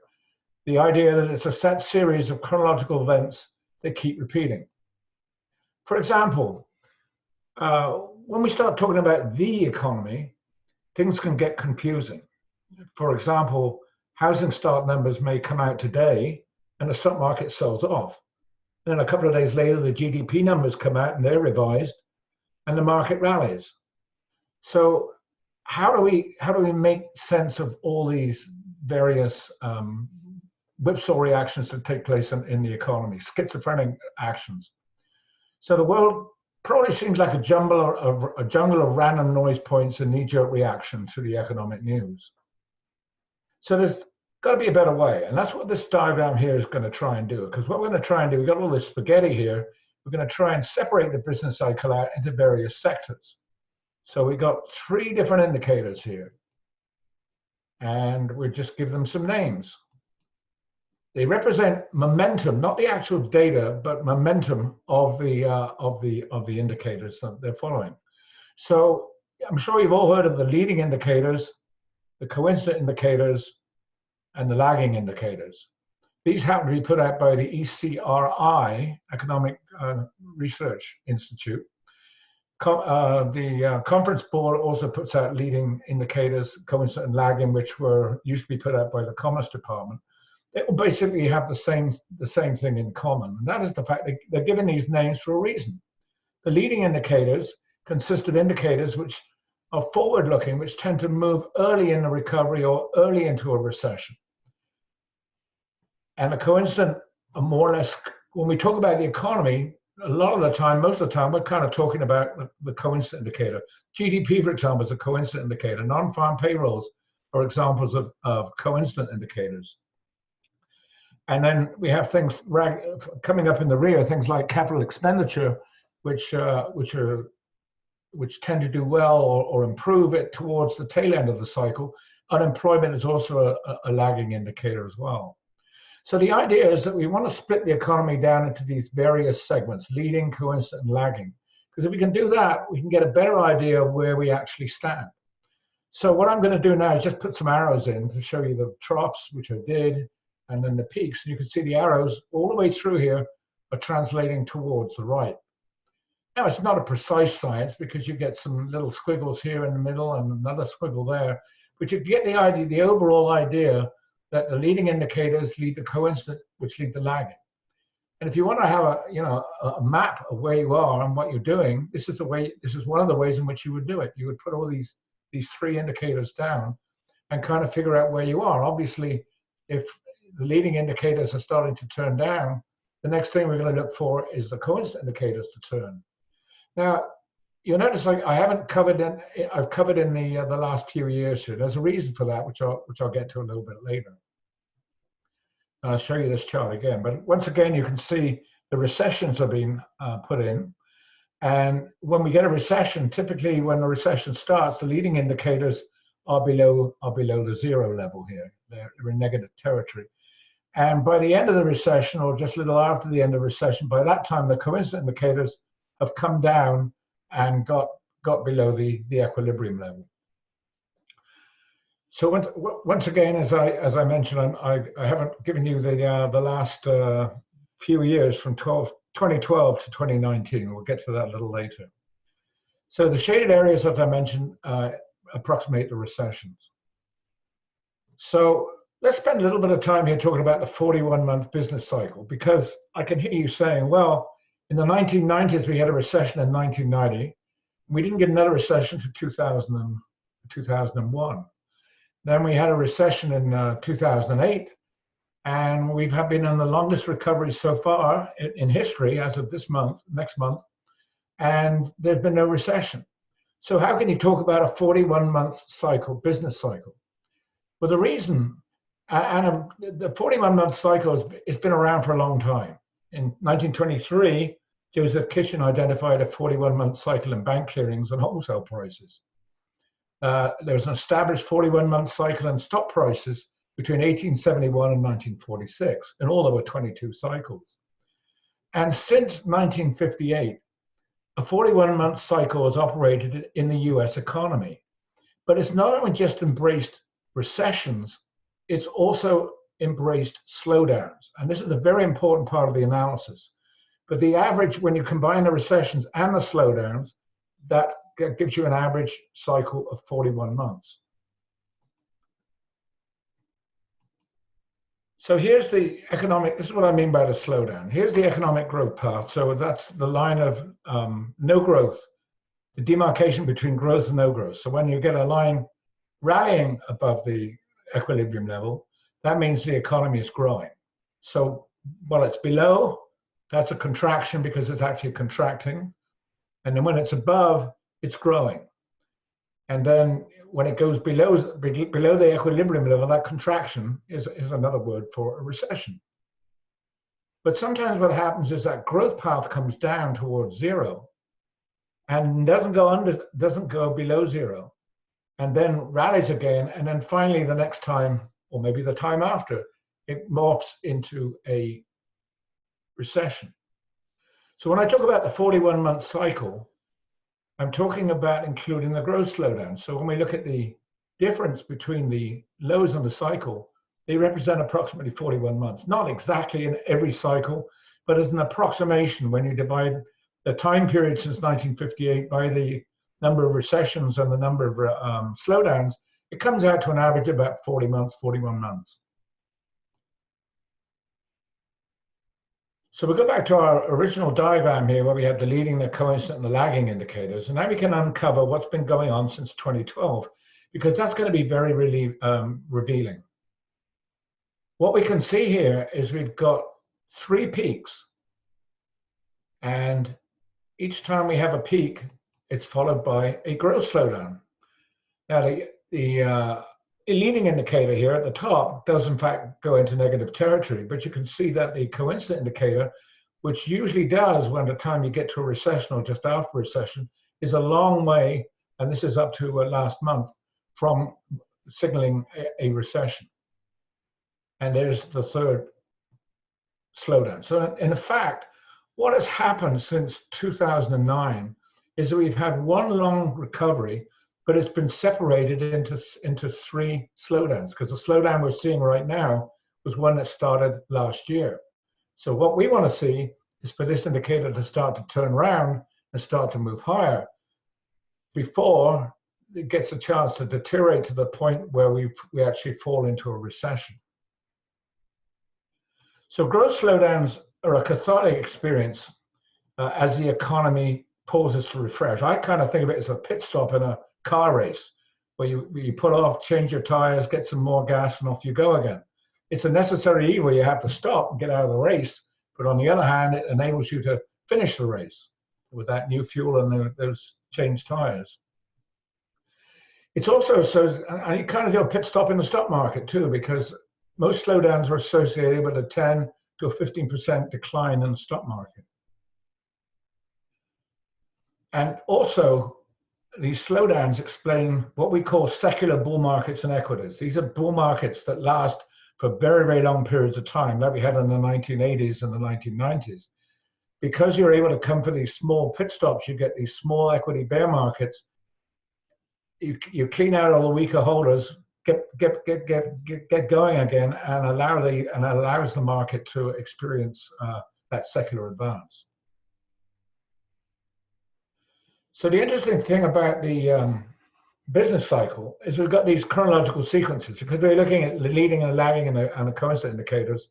There's a lot more sequences that take place during the course of a business cycle, and turning points of bonds, stocks, and commodities are all part of the business cycle, and that's how we get our strategy at Pring Turner to operate, is by looking at these turning points in these markets and in the economy, and trying to figure out where we are in the cycle. And when we know where we are in the cycle, we know traditionally what asset combinations or sectors have traditionally done well. And then we look at those sectors, make sure that they are performing properly, and then allocate assets accordingly. So just like the calendar year goes through spring, summer, fall, and winter, so the business cycle goes through certain stages or phases, which I'll get to later, in a similar way, except that in the case of the business cycle, we identify 6 stages as opposed to 4 seasons. But when you're looking at spring as a farmer, you know that's the great time to be planting normally. And winter is the time to be taking some time off, because the snow's on the ground, there's not much you can do. Well, the same thing is true in a business cycle with the markets. There's a certain point when you should be doing, investing in bonds, and a certain point when you should be more oriented towards inflation hedge equities. So we'll go back to our diagram again. Remember, this is the growth path of the economy, and this is the equilibrium line marking the difference between recovery and contraction. And this is what we're going to do now, is go through the 6 turning points, 3 for stocks and 3 for bonds. 3 for tops and 3 for bottoms, primary trend peaks and primary trend troughs, and see where they would fall out in the cycle and the kind of conditions that are prevalent at those particular times. So coming into recession over here, what happens is that obviously we're in a contractionary phase. The Federal Reserve, which was concerned about inflation, is now concerned about unemployment and starts to lower interest rates. So we get the low point for bond prices somewhere usually after the recession is underway. Again, when I say usually, on all the explanation I'm giving you today, nothing is perfect in every cycle, and sometimes things, instead of going forwards, will do what we call retrograde. You can't avoid these things, but if you're looking at what's going on at certain points in the cycle, you can then use one market as a cross check against another to make sure that you are if you are in a recessionary phase, there are lots of things which happen during recessions in terms of what the financial markets are doing to make it consistent rather than just relying on one particular indicator. So anyway, when we're going into this recession, Federal Reserve starts to, or the central bank, depending on which country it might be, the central bank is now pumping money in, and the price of credit, which is interest rates, starts to come down. And when interest rates come down, of course, bond prices go up. At the same time, of course, the demand for credit is going down because we're in a contractory phase. So businesses are much less demanding of obtaining loans and things. So the price of loans, which is interest rates, come down, and that's when bond prices bottom out. Now, sometimes you have to wait a little while before we see the next market bottom, which is stocks. And the reason is that it takes a while for that liquidity and those lower interest rates to work their way through the system, so that people in the stock market can begin, can begin to anticipate the next recovery. Feel that those declining interest rates and that pumping of liquidity is going to affect the market in a positive way. So let's take a look and see what the economy will be doing at this point here. Because remember, here in this theoretical diagram, it's at the point of maximum downside momentum, because this is a momentum curve. But first of all, I wanted to point out the initial equity rally is usually strong, the one coming off the bottom. And why is that so? Well, when you're in a bear market, you've got lots of big short positions. They have to be covered. And when you're short and you're getting offside, you don't ask the question of what the price is. You just cover your short position to get out of any more pain. So that's one reason why you have a very sharp lift off the bottom of the bear market. By that time, weak holders have already liquidated because of the bad news. Because remember, at the bottom of the stock market, you've got to have bad news. That's the point where you get the maximum downside momentum. And so there's higher prices are needed to flush out new stocks. So these are three reasons why we often get a very, very explosive rally off the bottom on a bear market when it goes from bear to bull.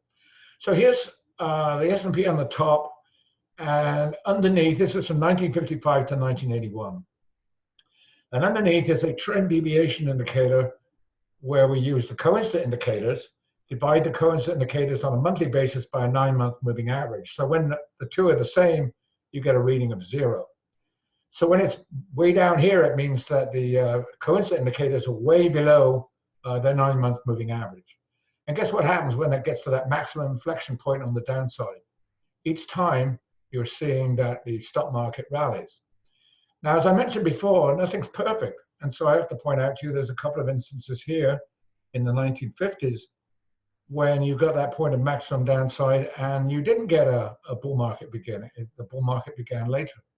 So I'm not promoting this as this approach here as a timing device, more to explain the stock prices tend to bottom when the economy is at its weakest point.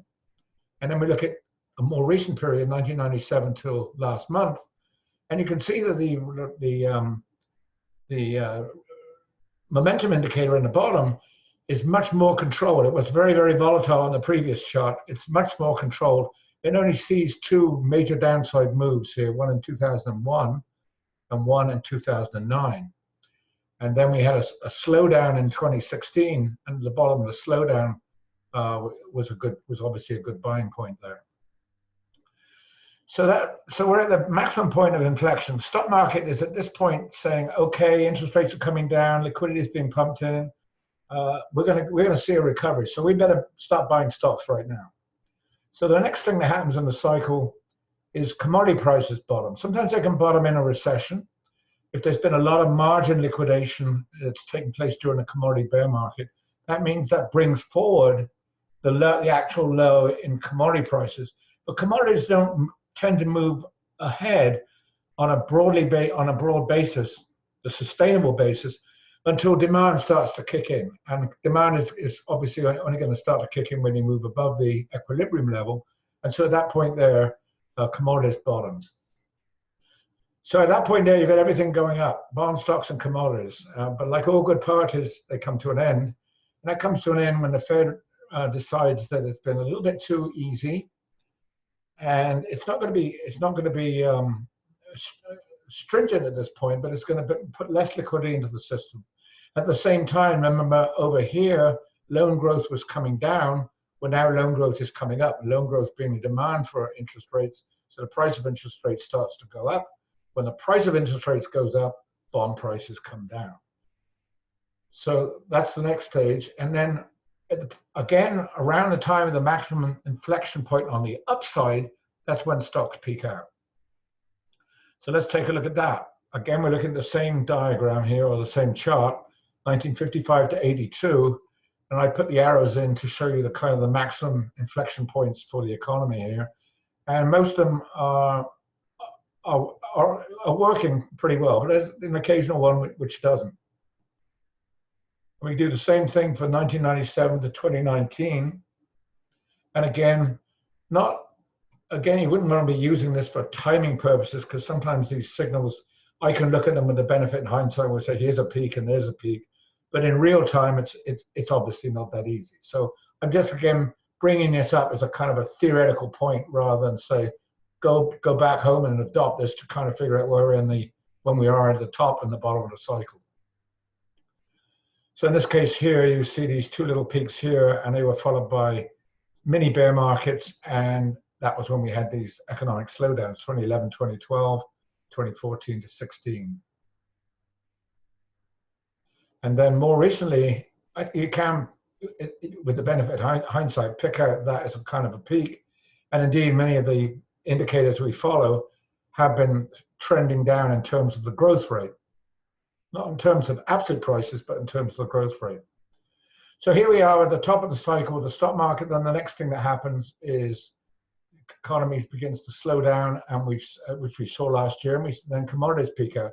And in fact, it's exactly what's been happening for the last year, as the commodity prices have been coming down.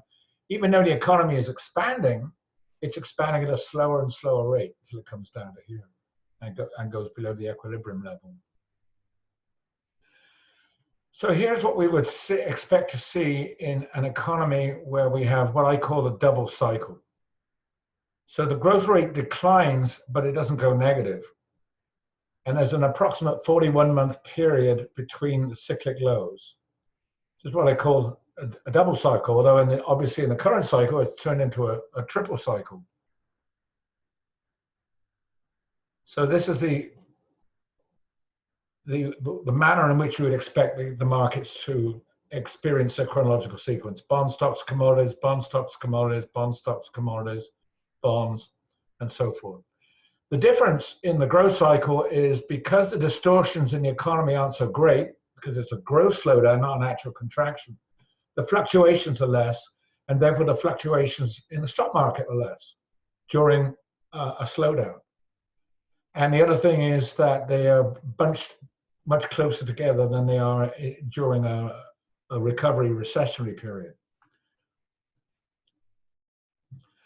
So what we do is we now divide the cycle into 6 stages, because we've got 3 markets. We've got bond, stocks, and commodities. Each one has a peak.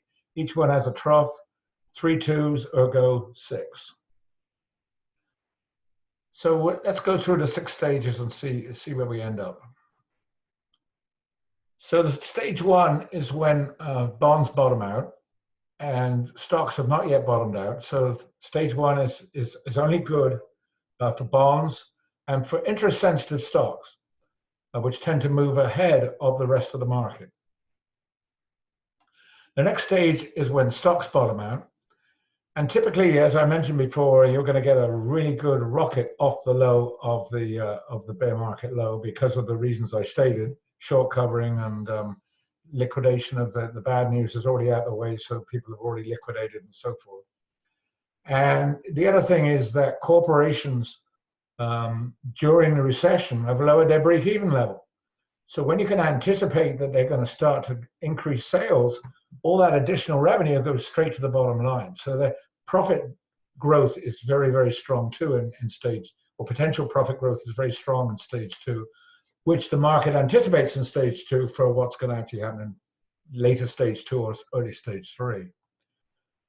Stage 2 also tends to, because of that, it tends to be a very bullish stage. Markets move up faster there. And not only that, but sometimes you can look at some of these stages, you can see that half the sectors are not doing very well. Like in the deflationary sector over here, the inflation part of the equation, the resource-based stocks, are not usually doing very well over here. And then you get the same in the inflationary part of the cycle. You find that the deflationary stocks don't do too well. But in stage 2, just about everything goes up, and it goes up in a big way. So it's a very broad, easy stage usually an easy stage to make money. That's when it comes as a stage 2 coming out of a recession. It's not quite so bullish when it's coming out of a slowdown, which we'll get to a little bit later. So stage 2 is when stocks and bonds are both bullish, and then we have a green stage 3, green for go, and everything's go. Bonds, stocks, and commodities are all bullish in stage 3. And then in stage 4, that's when we begin to hit on the downside with bond prices peaking out. And but at this stage, even though interest rates are going up, they're going up for the right reason, because the economy is improving in a slow, non-inflationary way. And so the stock market is allowed to continue to move on up until it reaches that point of maximum growth in the economy. And then we start to move down into stage 5, which is now only bullish for stocks, only bullish for commodities. So just as stage 1 was just bullish for bonds, stage 5 is just bullish for commodities. It's also bullish for inflation hedge stocks as well. Energy stocks, mining stocks, and so forth. Companies that deal in commodities. And sometimes technology as well, because technology tends to be, or certain technology sectors tend to be lagging indicators of the economy. And then finally, commodities peak out and nothing is going up. So this is stage 6. Stage 6 doesn't happen very often, thank goodness. But when it does, everything is falling kind of like a waterfall. So, and it doesn't last very long and doesn't happen very often. So that's the good news, but it could do. So when we look at how to allocate assets, what we're saying is, well, in stages 1 to 3, those are the stages when bonds get bullish, and in stage 4 they're bearish. So in stages 1 to 3, that's when we can be allocating assets to bonds. And obviously in stages 2, 3, and 4, you can allocate assets into stocks. That doesn't mean to say you can't have any stocks at all in stage 1, because there are stocks that do well on stage 1, things like utilities, REITs, and those kind of telecom, all those kind of defensive stocks, consumer staples, tend to do well in stage 1. If anything is going to do well, sometimes nothing does very well except bonds in stage 1. But anything tied to interest rates usually has a fair chance in stage 1. So then we get into stage 2. So in stage 2, you can invest in stocks or bonds. But generally speaking, in our research, what we found is that stocks give you by far the best return normally in stage 2.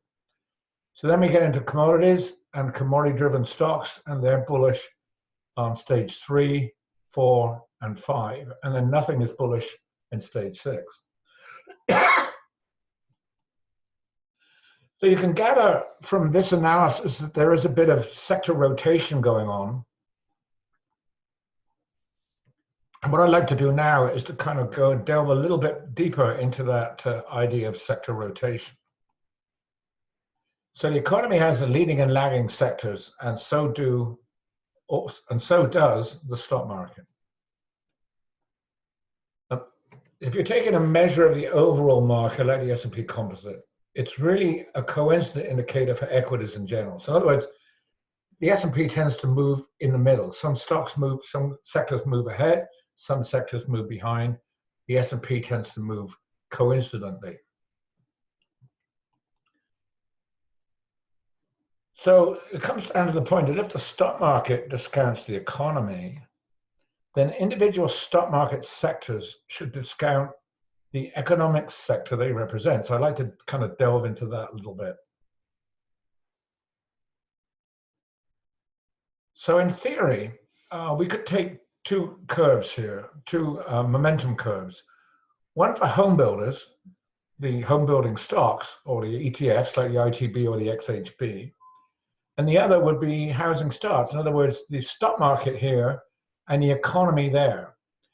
And if our theory is correct, then we would expect to see home building stocks, the home building ETFs, look again at this as a momentum curve, leading housing. So home builders theoretically should lead housing at top and at the bottom. And then if we go to the other end of the cycle, and we look at capital spending stocks, which capital spending being a lagging indicator, we'd expect to see the same process repeating. So the capital spending stocks are in the solid brown, and the capital spending numbers in the economy are in the dashed. And so you would expect to see the stocks lead the economy, both at the top and at the bottom. So let's now just take a look at the first example, home builders versus housing, and what actually has happened in the markets in the last couple of decades or so. So here's the home builders. That actually is the S&P home building index, which is what the XHB is calculated or is trying to track. And then underneath is housing starts. Well, looking at that, I don't really get much information from that, except both of them are in this period, both of them bullish over the long term. But if I now calculate some momentum indicators for them, I get a better feel for how these things are behaving cyclically, how the home builders might be leading the housing starts and so forth. So these are the two momentum curves. What I'm going to do is I'm going to get rid of the upper panel and just in the next chart just concentrate and focus on the KST. Now, KST is an indicator I developed, and basically you don't want to worry about that. Just think about it as a long-term smooth indicator, long-term smooth momentum indicator. It's trying to track the primary trend lasting from 9 months to 2 years on the upside or the downside. So we're going to concentrate now on the two momentum curves in the bottom panel.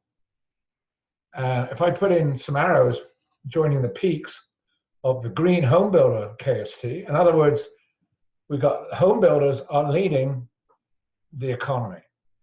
And then underneath, we've got the home builders leading the economy at the bottom as well. So it differs in each cycle, and things are not perfect, but you can see that there's a definite relationship between what the stock market's doing or discounting and what's going on in the economy.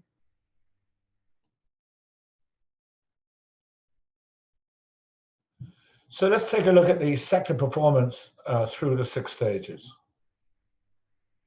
One way it's the most simple way of thinking about group rotation is to look at our cycle like this, and it's divided into 2 parts. The deflationary part when it's below 0, and the inflationary part when it's above 0. And a lot of different sectors fall into this inflation and deflation category. Some of them do, but most of them do, and a few of them don't. So here we'll take a look at the sector emphasis as we go through the stages. So remember, stage 1 was bullish for bonds.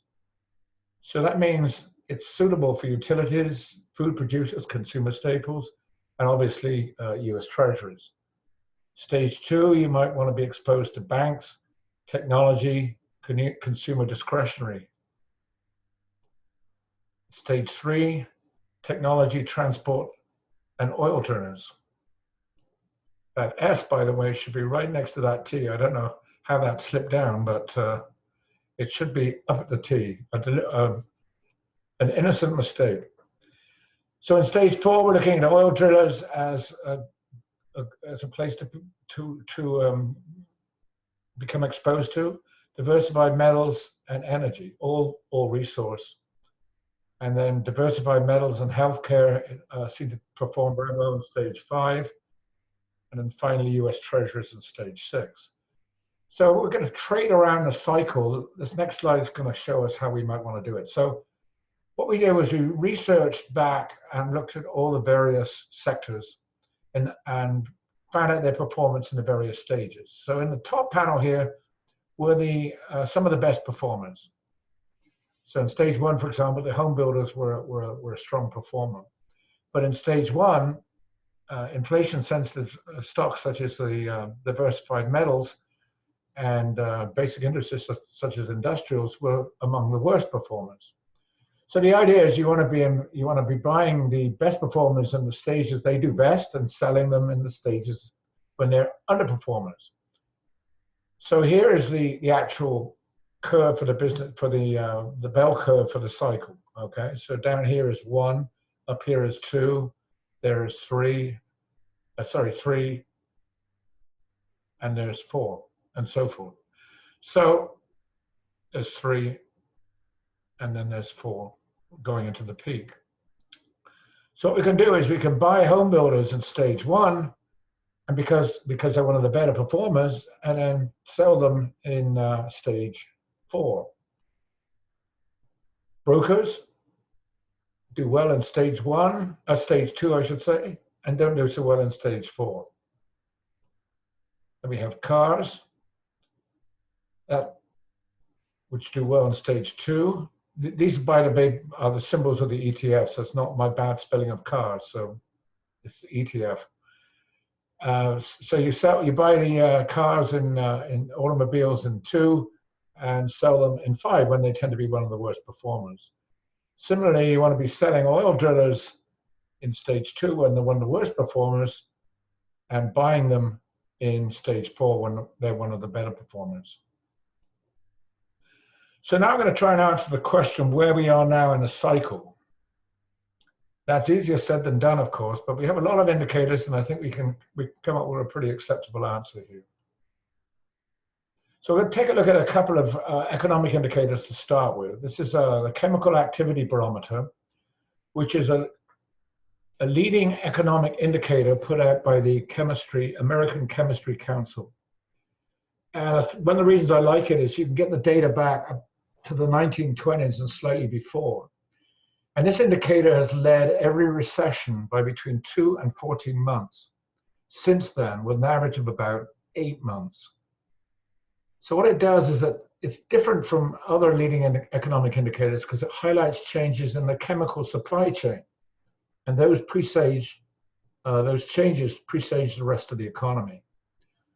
So the red highlights represent recessions, and the vertical lines represent the beginning of the recession. So you can see what's happening at the beginning of a recession by looking down here at this price oscillator. 318 means we're dividing a 3-month moving average by an 18-month moving average. So when the 3-month is crossing below the 18th, this indicator is also crossing below its equilibrium line, this horizontal line here. So when you're looking at this indicator, you can see at the time when we get one of these red vertical lines, you're very close to a crossover in the price oscillator. The 3-month moving average crossing below the 18-month moving average. And it's fairly consistent all the way through.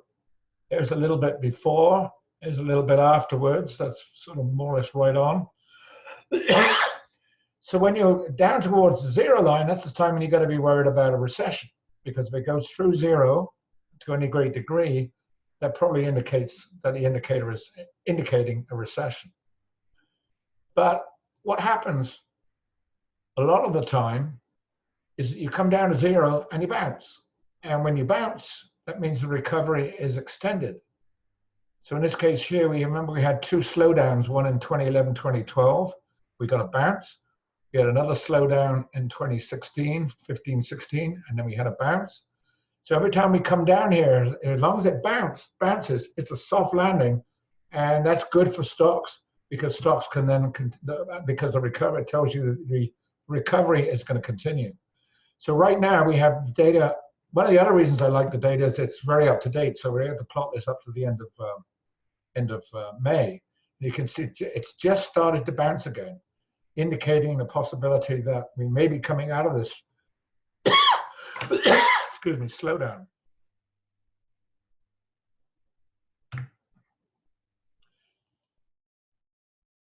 So that's exactly what we would want to see it for it to come down. In order to extend the recovery, we want to see it come down, start to bounce. That's not enough of a bounce yet on this particular indicator to convince me that the slowdown is over. But I think there's a pretty good chance that it probably is. That's why we've got to be careful, because you get a little bit of a bounce here before the last recession for about 4, 5, 6 months, and then it started to turn down again.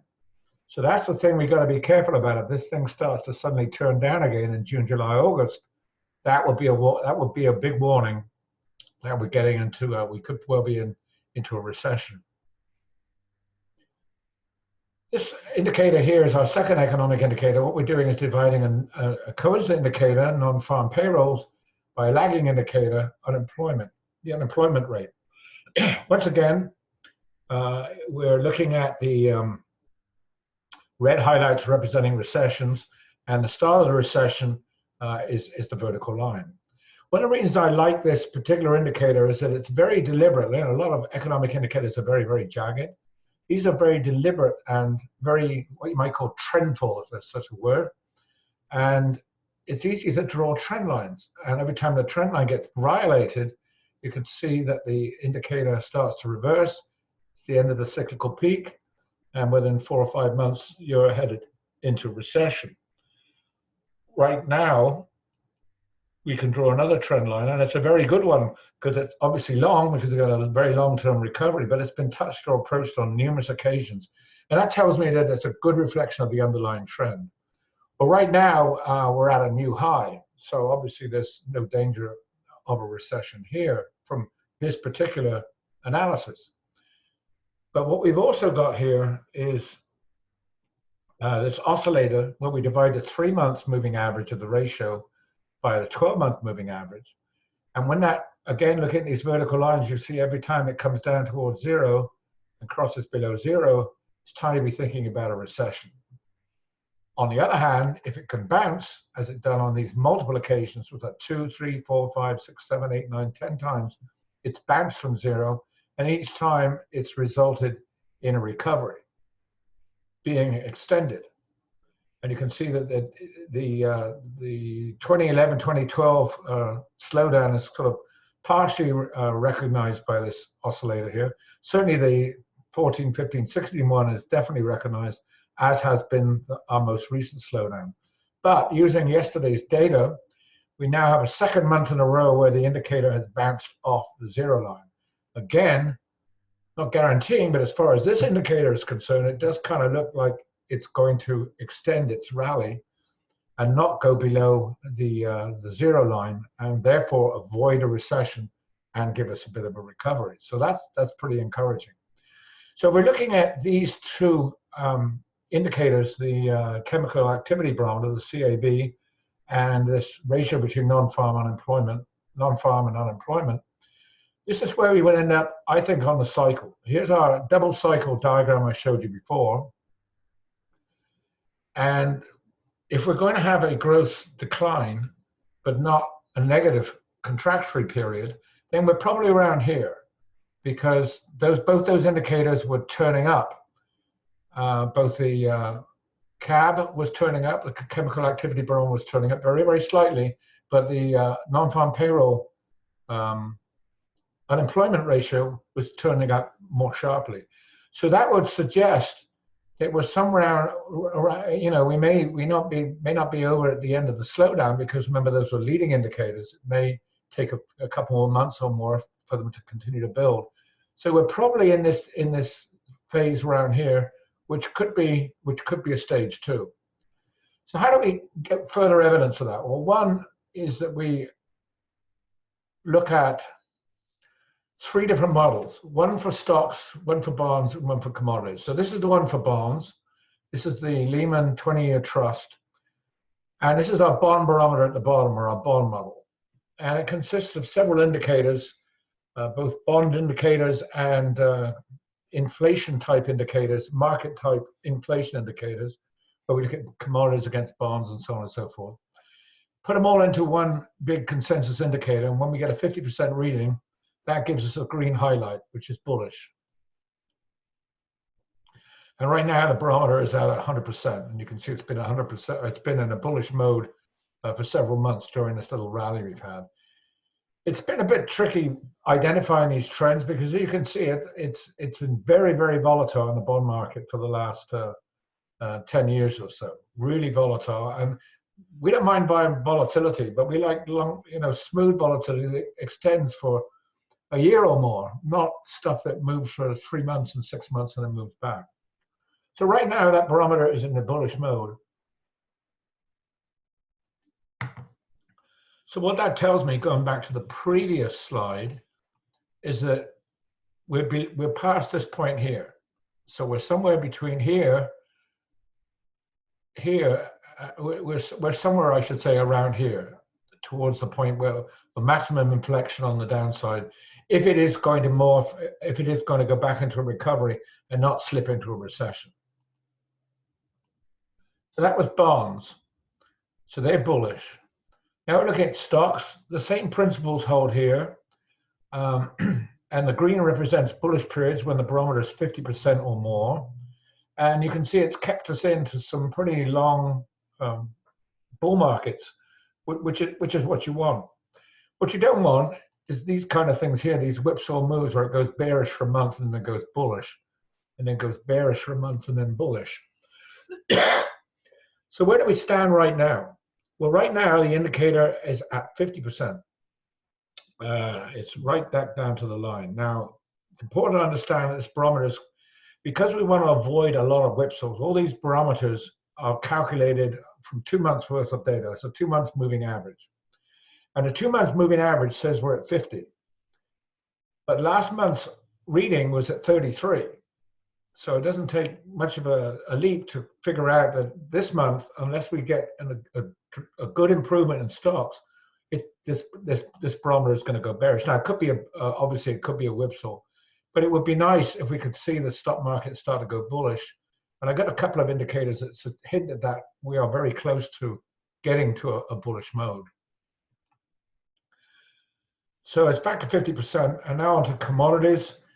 Same principles holding here, and commodities are at 12.5%. The actual raw data is at 0. So if everything stays unchanged, that would go to 0 this month. If stocks were to come back and cross through their 12-month moving average, which are not very far away, that would actually improve the commodity barometer, because we're looking at a sequence when we calculate the barometer, and so it may not go to 0. But it's very important here to watch commodities very closely. This is the CRB spot raw industrials. I like this because it has only commodities that are traded in the commercial markets as opposed to the public exchanges. The only one that is traded on an exchange is cotton, and so I like it because it's devoid of the speculation that you see in the public marketplace.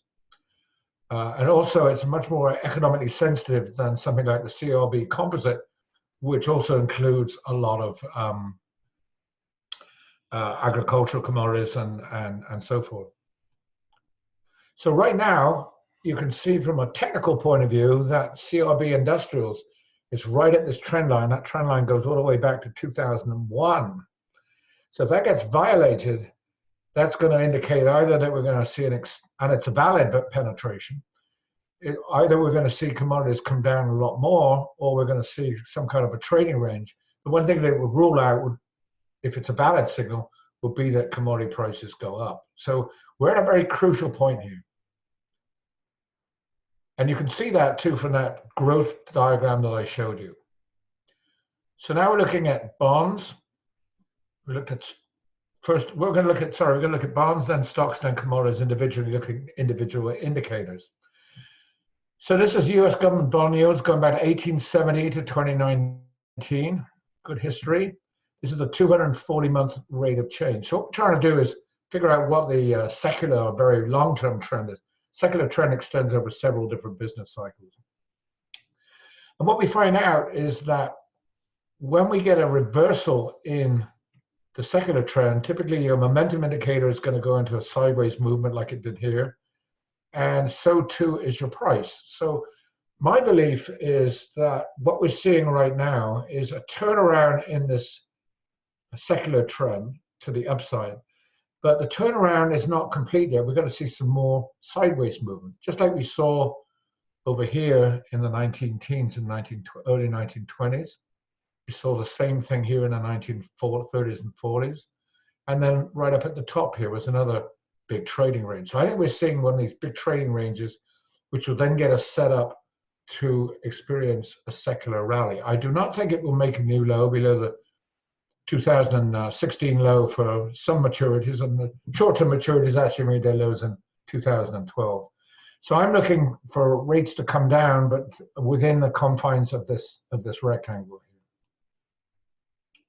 So here's the government 20-year yield. Underneath is the 20-year yield divided by Moody's corporate BAA. And that is a ratio, a credit spread. When it's rising, it means that people are gaining in confidence because they're moving towards the corporate BAA. Remember, this is a yield, not a price. When it's falling, they're losing confidence. It means they're willing to sacrifice yield in favor of getting the safety of the governments. And you can see that swings in this confidence are very, I won't say very close, but they're certainly definitely correlated to the swings in the yield. So swings in yield are correlated to swings in psychology, which are also correlated to swings in the economy, which we'll look at later. So right now you can see that the bond yield has broken below this support trend line just here. And you can also see that we're right at the edge on the confidence indicator.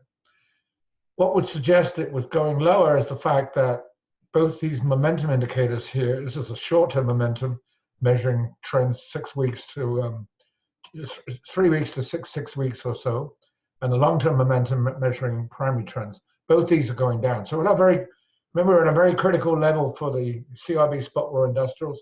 We're at a very critical level for the corporate BAA ratio. So that's exciting. Sometimes what happens is the confidence changes before the yield. So in other words, the yield goes on to make a new low here. The confidence comes down to the same level, the ratio, and we see the same, and that's followed by a rally. We see the same thing down here in 2016, more of a stronger divergence here. And one may be setting up right now where the yield has come down sharply and the ratio is just about the same level, maybe slightly lower than it was, basically the same as it was at the turn of the year. So that could be setting up another positive divergence. So it's very, very critical because we're at the support. We need to bounce in this support in order for the confidence to return to reverse. I think it will, but we obviously have to wait and see. And if it does, that's going to put a limitation, I think, on the downside move for these bonds, the yields. So now we're looking at the money market yields, 3-month commercial paper yield, and our growth indicator. This is a composite indicator constructed from 4 different interest-sensitive economic indicators on a rate of change basis. It goes bullish for yields when it goes above 0, above this horizontal line. It goes bearish for yields when it's below. When it goes above, and the 3-month commercial paper also responds by going above its 9-month moving average, this one here, that's when we get a green highlight. And then when it goes below, as it did over here, and it doesn't go, and it goes below the moving average, that gives us a red highlight. But last month, the weak economy and the slowdown caused this indicator to go a little bit further below 0. It had been below 0 for a couple of months or so, but the commercial paper yield went below the 9-month moving average. And this is a monthly average, so it's plotted up to the end of last month. But it went down a little bit last week too. So we're starting to, it's starting to indicate that the market thinks that short rates are on the process of coming down. And certainly if you look at the economy, the economy is saying that's consistent because the growth indicator is below 0. So there's our sell signal. Now we look at stocks. Here we're looking at real stock prices. I like to look at, when I'm looking at long periods, and this is 1959 to 2019. When I look at long periods, I like to look at inflation-adjusted stocks because that's what really counts. Because if inflation, if you double your stocks, your value of your portfolio, and inflation triples, obviously you're not ahead of the game in that situation. So you want to have a look and see what stocks do when they're adjusted for inflation. Underneath is a Shiller price earnings ratio, which goes all the way back to 1870. And I find it to be a very useful indicator to measure a couple of things. One is the level that it's at. And typically when you get up to 25, this level here, that indicates the market is overstretched. Because I look upon this indicator more as an indicator of sentiment than I do as a measure of value. I guess the two, when you think about it, the two sort of merge themselves. But obviously, when you've got a high price earnings ratio, it means that people are expecting, because they're willing to pay a high number, in this case here, $40 for every dollar's worth of earnings. Because they're willing to pay that high price, they've got to be optimistic. And when they're only willing to pay, $6, $5, $6, $7 for a dollar's worth of earnings, that means they must be very pessimistic. So again, I look at this as a sentiment indicator. So I was saying that when it reaches the 25 level or so, that's usually pretty high, indicating that people are pretty optimistic, and therefore they're probably subject to some kind of a reversal. So recently, this indicator was up to this level here, 32, 33, which going back to 1870 had only been exceeded in this period here in the late 1990s and around the turn of the century. So it's at a high level, and even though it doesn't look at it here because you already had gone up to that high level, it sort of indicates that stocks are vulnerable to things going wrong. But the other side of I look at it is to look at it as a trend, because sometimes being a contrarian, the trend continues and you're too early. Well, this is the same thing. So what I do is I like to look at the level to kind of figure out what the level of risk is, but then look at the trend to say, well, if the trend is up, it's kind of like a greater fool theory. It's going to continue to move on up, and you're going to miss out on a lot of the market, like you would have done if you got out of the market in the mid 1990s. That wouldn't have been too good. The other thing, so I monitor the trend by looking at this red dashed line, which is the 48-month moving average, 4 years, and the green highlights are when the PE is above, and in the red are when it's below. So that's one way of analyzing the trend, is to look at the moving average. Another way is to occasionally, in this, what's this, 60 years of data, it's possible to draw trend lines. Not very often, 3 times here. And when the trend line is violated, that's sort of, again, if it happens around the same time as the moving average is crossed, like here, that really emphasizes the break, and it tends to be a very valid signal. So generally speaking, what we're seeing right now is we can draw another trend line, which the PE is below, and it's above its 48-month moving average. So again, it's kind of a delicately balanced situation. Market starts to go up. I would expect to see, as we saw an extension here after 2016, it's a pretty easy call to see that the market was going higher.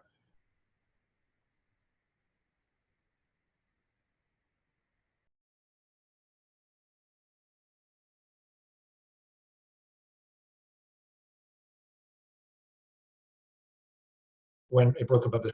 So this next indicator is my financial velocity indicator. This is one of my favorites. Basically what it does is it takes the rate of change of bonds, stocks, and commodities, adds them up into one indicator. So when it's rising, it indicates that there's enough liquidity going into the system that it's being consistent with rising stock prices.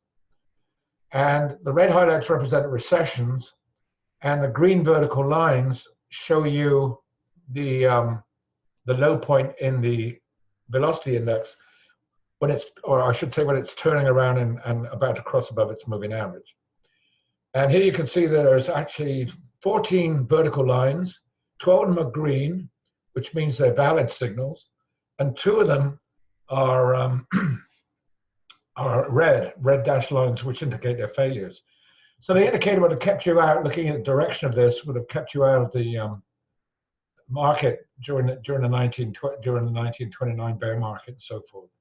So it's been pretty accurate in this period here, 1920 to 1969. I'm sure you're all wondering what it's doing today, and I'm going to show you. So here's the financial velocity index. Since 1970, it's had 11 signals. 9 have been positive or valid, and 2 have been failures. So that's 4 failures in about 100 years or more of data, 120 years or more of data. Right now, you can see that the velocity indicator is very close to a signal. If we can get a rally going in June, that's going to go bullish. And given its degree of accuracy in the past, that will be a very powerful piece of evidence that the market was going higher. Note also that there are very few occasions where it sort of goes up, gives us a buy signal, and then turns down. It's kind of limited to that one example here since 1959. I'm talking about when it falls below zero as now, not when it's above zero, when it becomes less reliable as a buy triggering mechanism. So here's another indicator for the stock market. The S&P on the top. This time we're looking at real stocks, we're looking at the stock market itself, the S&P, as opposed to inflation adjusted. This goes back to 1965. This indicator here monitors a basket of S&P industry groups that are above their 18-month moving average. That's what the 18 stands for. And if I was to plot that data, it would be very jagged. So I have to smooth it with a 6-month moving average, and that 6 is what the 6 is. So this is a 6-month moving average of an 18-month of the 18-month diffusion indicator. The green vertical lines come when we start to cross above the red dashed 9-month moving average. That gives us a vertical line. If you look to the right of the vertical lines, each time except for the red one in 2000, you've got a good rally follows. So, sometimes it's a huge one like this, and sometimes it's just a small one like that one just there. But rally, it certainly does. So what's it doing today? Well, it's very, very close to a signal. When I started plotting this at the beginning of last week, because I often do this because I put out a monthly newsletter called the Intermarket Review, which looks at all the month-end data. And in order to get to the month-end data, I have to make an estimate the week before to see how things are panning out. So I started writing about it the beginning of last week, and it had gone bullish. But because of the sell-off we saw last week, not last week, the week before, I should say, the last week of May, because of the sell-off, instead of crossing above the moving average, it fell below. But obviously, it's very, very, very close indeed. And if we get a rally in June or July, this thing is very much likely to move into the bullish camp. So you can see this, when you're looking at the economic indicators, we've come down for a soft landing, we're starting to bounce a little, and it looks like we may be in a position to bounce. And when we look at these stock market indicators, we're seeing the same sort of thing, where the indicators are not quite bullish, but it wouldn't take much to push them into a bullish camp. Same thing is true of this model just here. This is what I call my unstable commodity model. Now, one of the things, stocks like commodities when they go up, and they like commodities when they go down. What stocks don't like is when they go up too much, too quickly, the commodities that is, or when they come down too much, too quickly, because both are reflections of instability in the economy.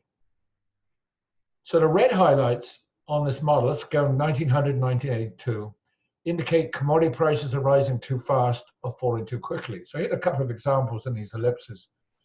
The blue is commodity rate of change, and you can see that it's moving up to extraordinary levels here in the late 19-teens, early 1920s, and the same thing in the 1970s. So that instability caused the model to go bearish in that period there. Now, when we look at the most recent period, we see that the model certainly kept us out of all the major declines that took place, the bear market associated declines. What it did a bad job of, though, was not avoiding whipsaws. And so we're seeing whipsaws occur during these ellipses because we're seeing little patches of green or little patches of, in this case here, red going all the way through. So right now, the indicator is in a bearish mode. We don't know how long it's going to last. We don't know, but you can see certainly that the deflated stocks they're both below zero, which is the other condition for them to be negative. Incidentally, if you were to buy this model back in 1900 and you held it until I think we calculated 2012, in real adjusted terms, you would have made $67,000, including investing at 3% of cash during the bear markets, when that would have compared with the stock market itself, the buy hold in that period of 13,000. So anyway, it's been fairly accurate. So it is again, just like the other indicators, slightly bearish, but it wouldn't take much in terms of a rally, especially from current levels, because remember we've had a rally last week, and the S&P is much higher now than it was at the previous Friday. So it wouldn't take much from current levels to turn this model back into bullish and cause another whipsaw here. But if commodity prices start to slip more and stocks again go down and break those January lows, this is going to put this more into bearish territory. So again, we're on the cusp here.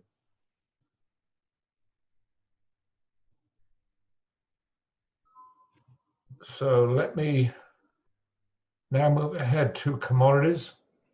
Oh, not to commodities. To this diagram here, which represents the theoretical smooth long-term momentum curve monitoring primary trends. What I'm going to do is I'm going to place some arrows representing the three financial markets and various stock market sectors. And by doing that, we can get a feel for where everything stands in the cycle. So what we've done is we've split it into four quadrants: fall, winter, spring, and summer. And if we were at a bear market bottom, what we would want to see is all these sectors in this area here, below zero and falling, and below zero and rising, in winter and spring.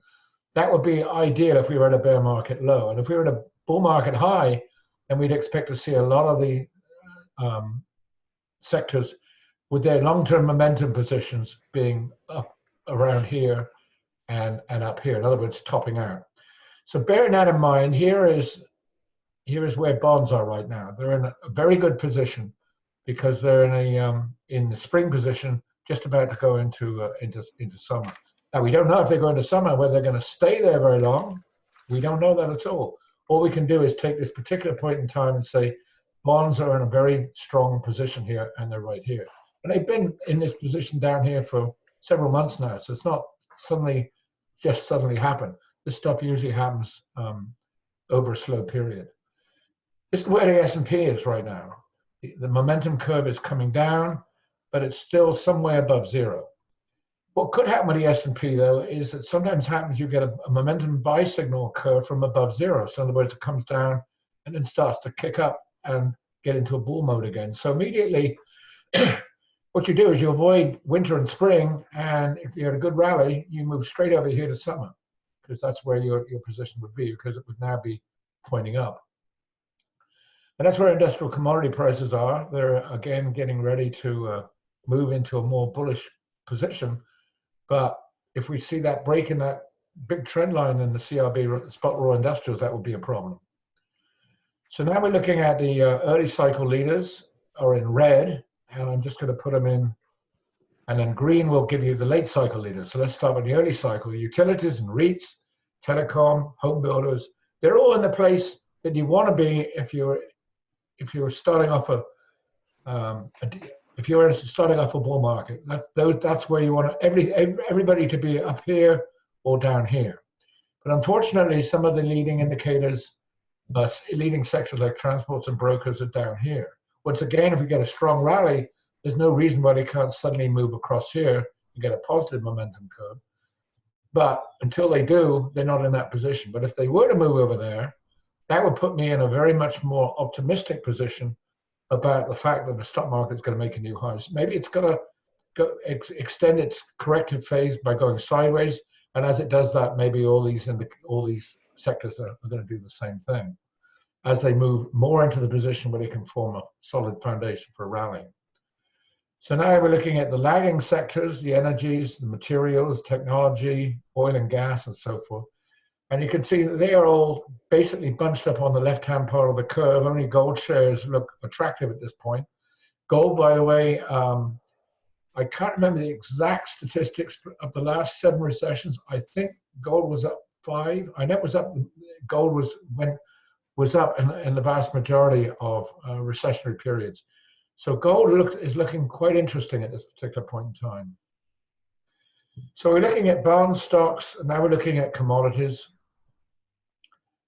And here's the ultimate inflation-deflation relationship. This is the commodity bond ratio. So when and you can see that it's in a very narrowing trading range here. Whichever way it breaks out, it's going to be pretty significant.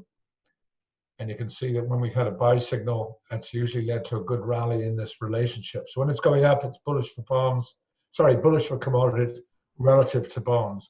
When it's coming down, it's deflationary, which is what the stage we're in now, of course, a deflationary stage.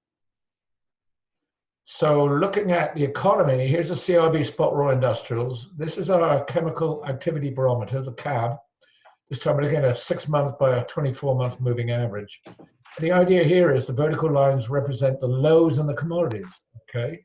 So when we look at the bottom down here, we can see what the economy is doing when the commodities are bottoming out.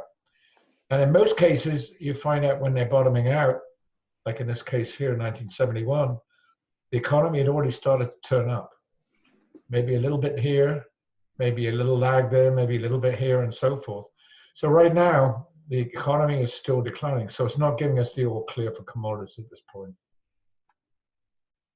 Here's just a simple momentum indicator of the CRB spot raw industrials. And the vertical lines represent the lows in this momentum indicator. There's been a couple of failures, 2 failures and 19 successes, good probability when it finally reverses.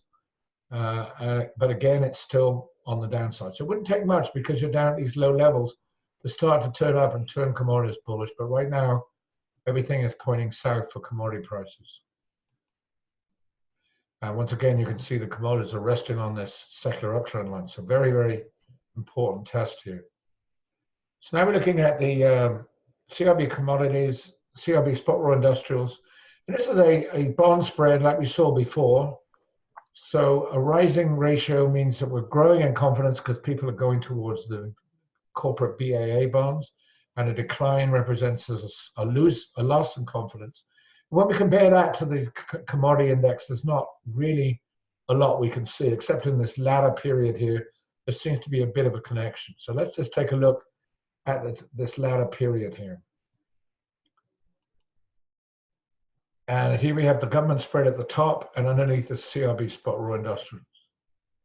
And once again, when the ratio is rising, it means investors are growing in confidence because they're going for the BAA bonds. They're not concerned about defaults.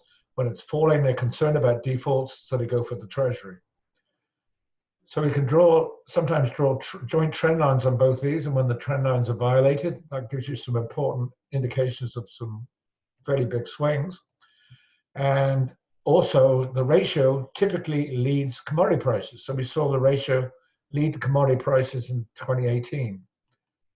And so you see the spread right now is right at a very critical point. Again, emphasizing what I've been saying all the way through, that we're at a very crucial point here in the cycle.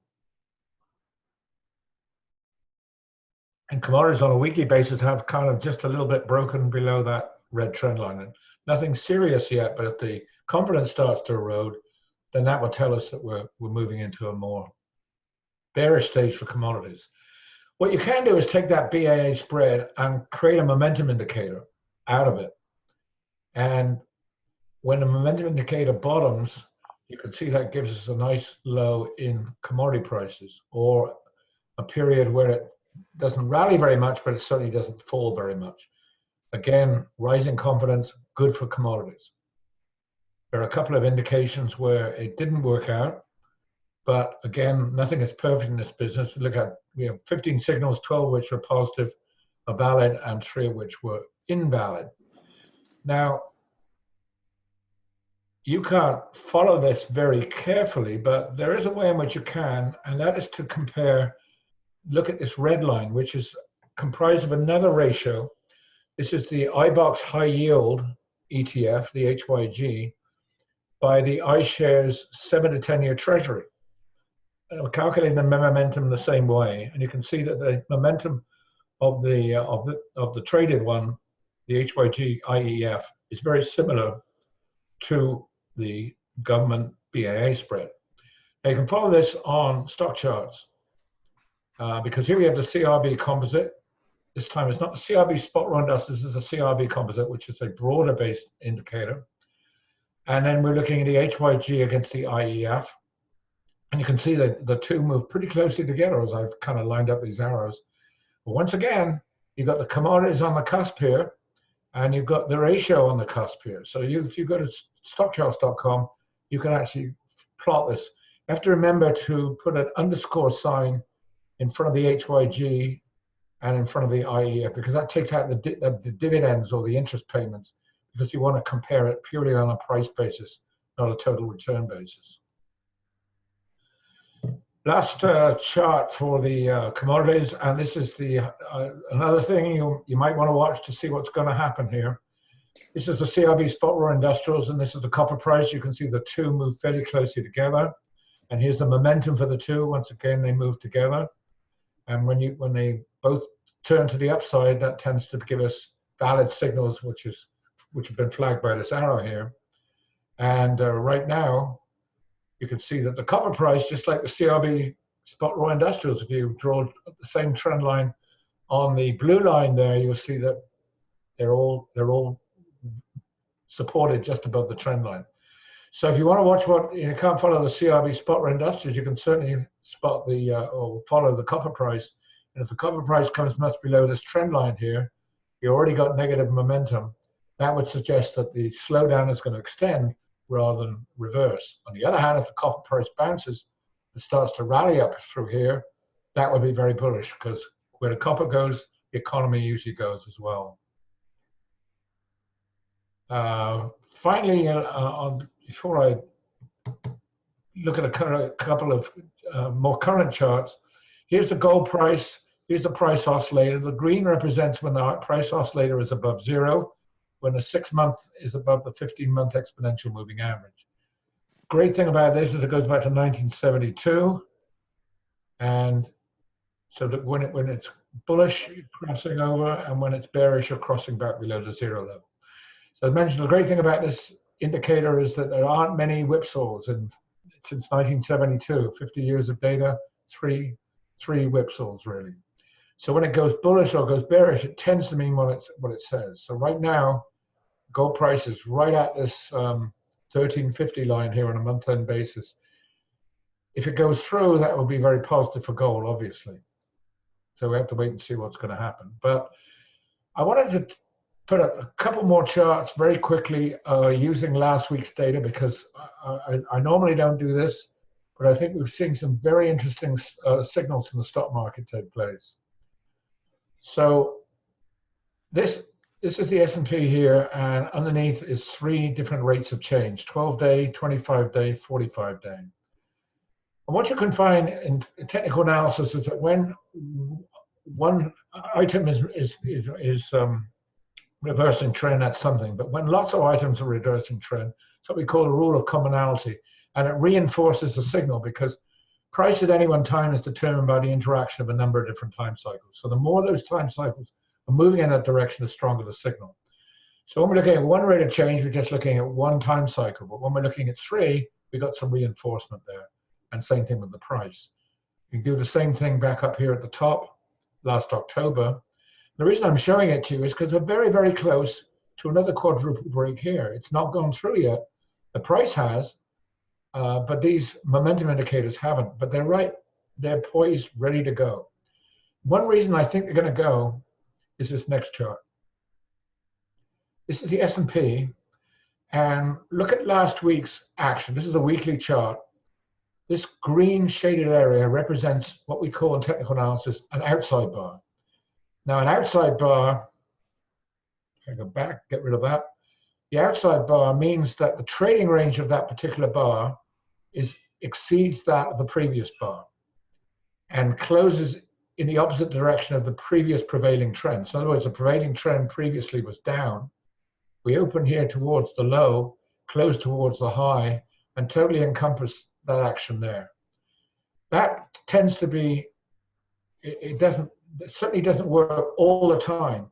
But what I'm going back to my rule of commonality here, when I was looking at my charts earlier this morning, I found that virtually every sector I looked at was experiencing some kind of an outside bar or in what they call in Japanese candle speak, an engulfing pattern. Very, very widely represented. If this pattern works, it's supposed to have an effect for 5 to 10 bars. Now, when you look at an hourly chart, it's 5 to 10 hours, but this is a weekly chart. And that would say 5 to 10 weeks. And looking at what's going on with the other longer term indicators and what we saw in the previous chart, that would suggest to me that the stock market's not going to make a new low for this down move here. It may thrash around for a couple of weeks, but the fact is the outside bar tells me that this 6-week decline, that's completely been reversed now. We see the same thing. So that's the bullish outside. We see the same thing in the NASDAQ, an outside bar there. And you see the volume on a lot of this stuff has started to pick up. It's not exciting, not a terrific volume, but you didn't have a lot of volume on this reversal down here coming out of there. It's just regular volume. So you got more volume this time for a better signal. So there we go. And then finally, here was the net new highs. And look what the net new highs were on Friday for the NYSE at a very, very high level of 349, very high level. What's happened in the past was sometimes when we look at the same level, when we go back, you can see that there was that represented exhaustion at the 2018 peak. But coming out of the previous slowdown, you can see we had a record, not a record, but a really high expanding number of net new highs, indicating there's a lot of participation in this rally, moving up to new highs.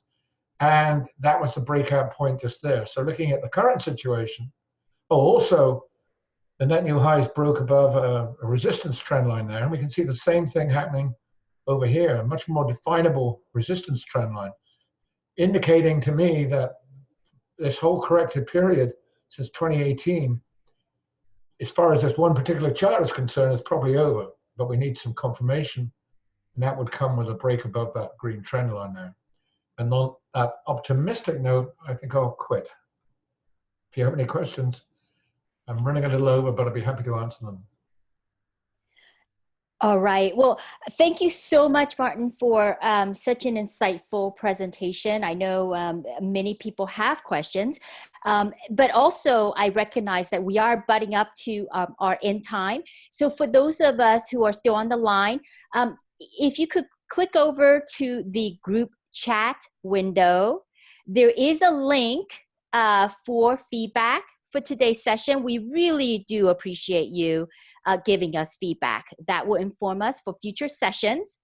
So please don't leave before you do that. Now we will take questions and go for another 10 or 15 minutes. But again, we understand if you have to drop off. Okay, first question comes from S. Rowan. We wanted to know the impact on the business and economic cycle if there is a hard Brexit, which, of course, as we all know, could happen as early as October 31st. What are your thoughts there, Martin? I don't really have any wise thoughts because I don't think anybody knows. They really don't. Obviously, it's not going to be initially a positive effect. I think eventually, if it's done correctly, it'll be very, very positive. But if it's not done properly, it's not going to be very positive, and we don't know how they're going to handle it, whether there will be a hard Brexit or not. But obviously, initially, it's going to be quite negative. But on a long-term basis, it gives Britain the ability to trade with to do a deal with us, for example. And that would be I think all that would be very positive, but only in the long run. So short term, maybe it's going to sell off a little bit. and that's that's kind of an excuse for a sell-off in a bull market, something of that nature. But I really don't have any great words of wisdom on it. Got it. And then there's a question from Stu Jeffrey. It seems like we should be having more inflation with, low unemployment, big deficits, but we don't have any. Do you have any thoughts around that? Well, one of the things I've got an indicator for the commodity market that looks at the velocity of money. And when you look at the velocity of money, it doesn't tell you very much when you compare that to commodity prices. Sometimes commodity goes up and sometimes it goes down. But if you take a rate of change of the velocity, it can be very revealing, and it can give you some really good signals for buying and selling industrial commodities. And of course, the velocity it's been rising a little bit recently, but it's been in an overall declining trend. Personally, if you recall in the presentation, I said that most of the time we move ahead in a chronological sequence in the business cycle, but sometimes we retrograde. And I think the reason why we're retrograding is because of the debt overhang, because the debt overhang is basically borrowing money from the future and spending it now. So if you borrow from the future, you're going to borrow even more money from the future to sort of stay even, as it were. So I think it's the debt overhang is the real reason why we don't have a lot of inflation, combined with that overall decline in the last 20 or 30 years in velocity. Any thoughts about how the international markets, play in the U.S. kind of business cycles? Actually, the global markets, if you take the world index, which I didn't show today, you can correlate the world index very nicely with the OECD leading indicator called the amplitude adjusted leading indicator. And there is a good connection between, or correlation between the market and the indicator. And one of the things we've been seeing is an improvement of the US relative to the rest of the world for, I don't know, the last 5 or 10 years, where you divide the SPY, the S&P ETF, by the something like the VEU, which is the Vanguard rest of the world. And that started to turn down a little bit recently, as has the dollar. The two tend to move together. So I don't know if I answered your question, but I just want to add something a little bit to the inflation question as well. Of course, the other thing is obviously technology has kept cost structures down quite a bit. So that's another reason why we don't have. So it's kind of a structural reason why we don't have inflation. All right. And then so the kind of the ultimate bottom line then, based on the bottom, of where we are we kind of in this wait and see mode, or are there specific indicators that you are thinking that the stock market would go up versus down? Well, the thing I concentrate on most are these confidence ratios, where you divide the H by G by the IEF. And that tells you whether investors are getting more or less confident, and that's one thing. Another thing is, as I mentioned, I watch the copper price, because the copper price is currently poised at a very crucial level. If it bounces off, that's great. If it doesn't, that's not so great. Things of that nature. All right. Well, great. I think that wraps up our session for today. Again, thank you so much, Martin, and of course, Jim, for being here today with us. And for participants, please do click into the Google survey form and let us know your thoughts.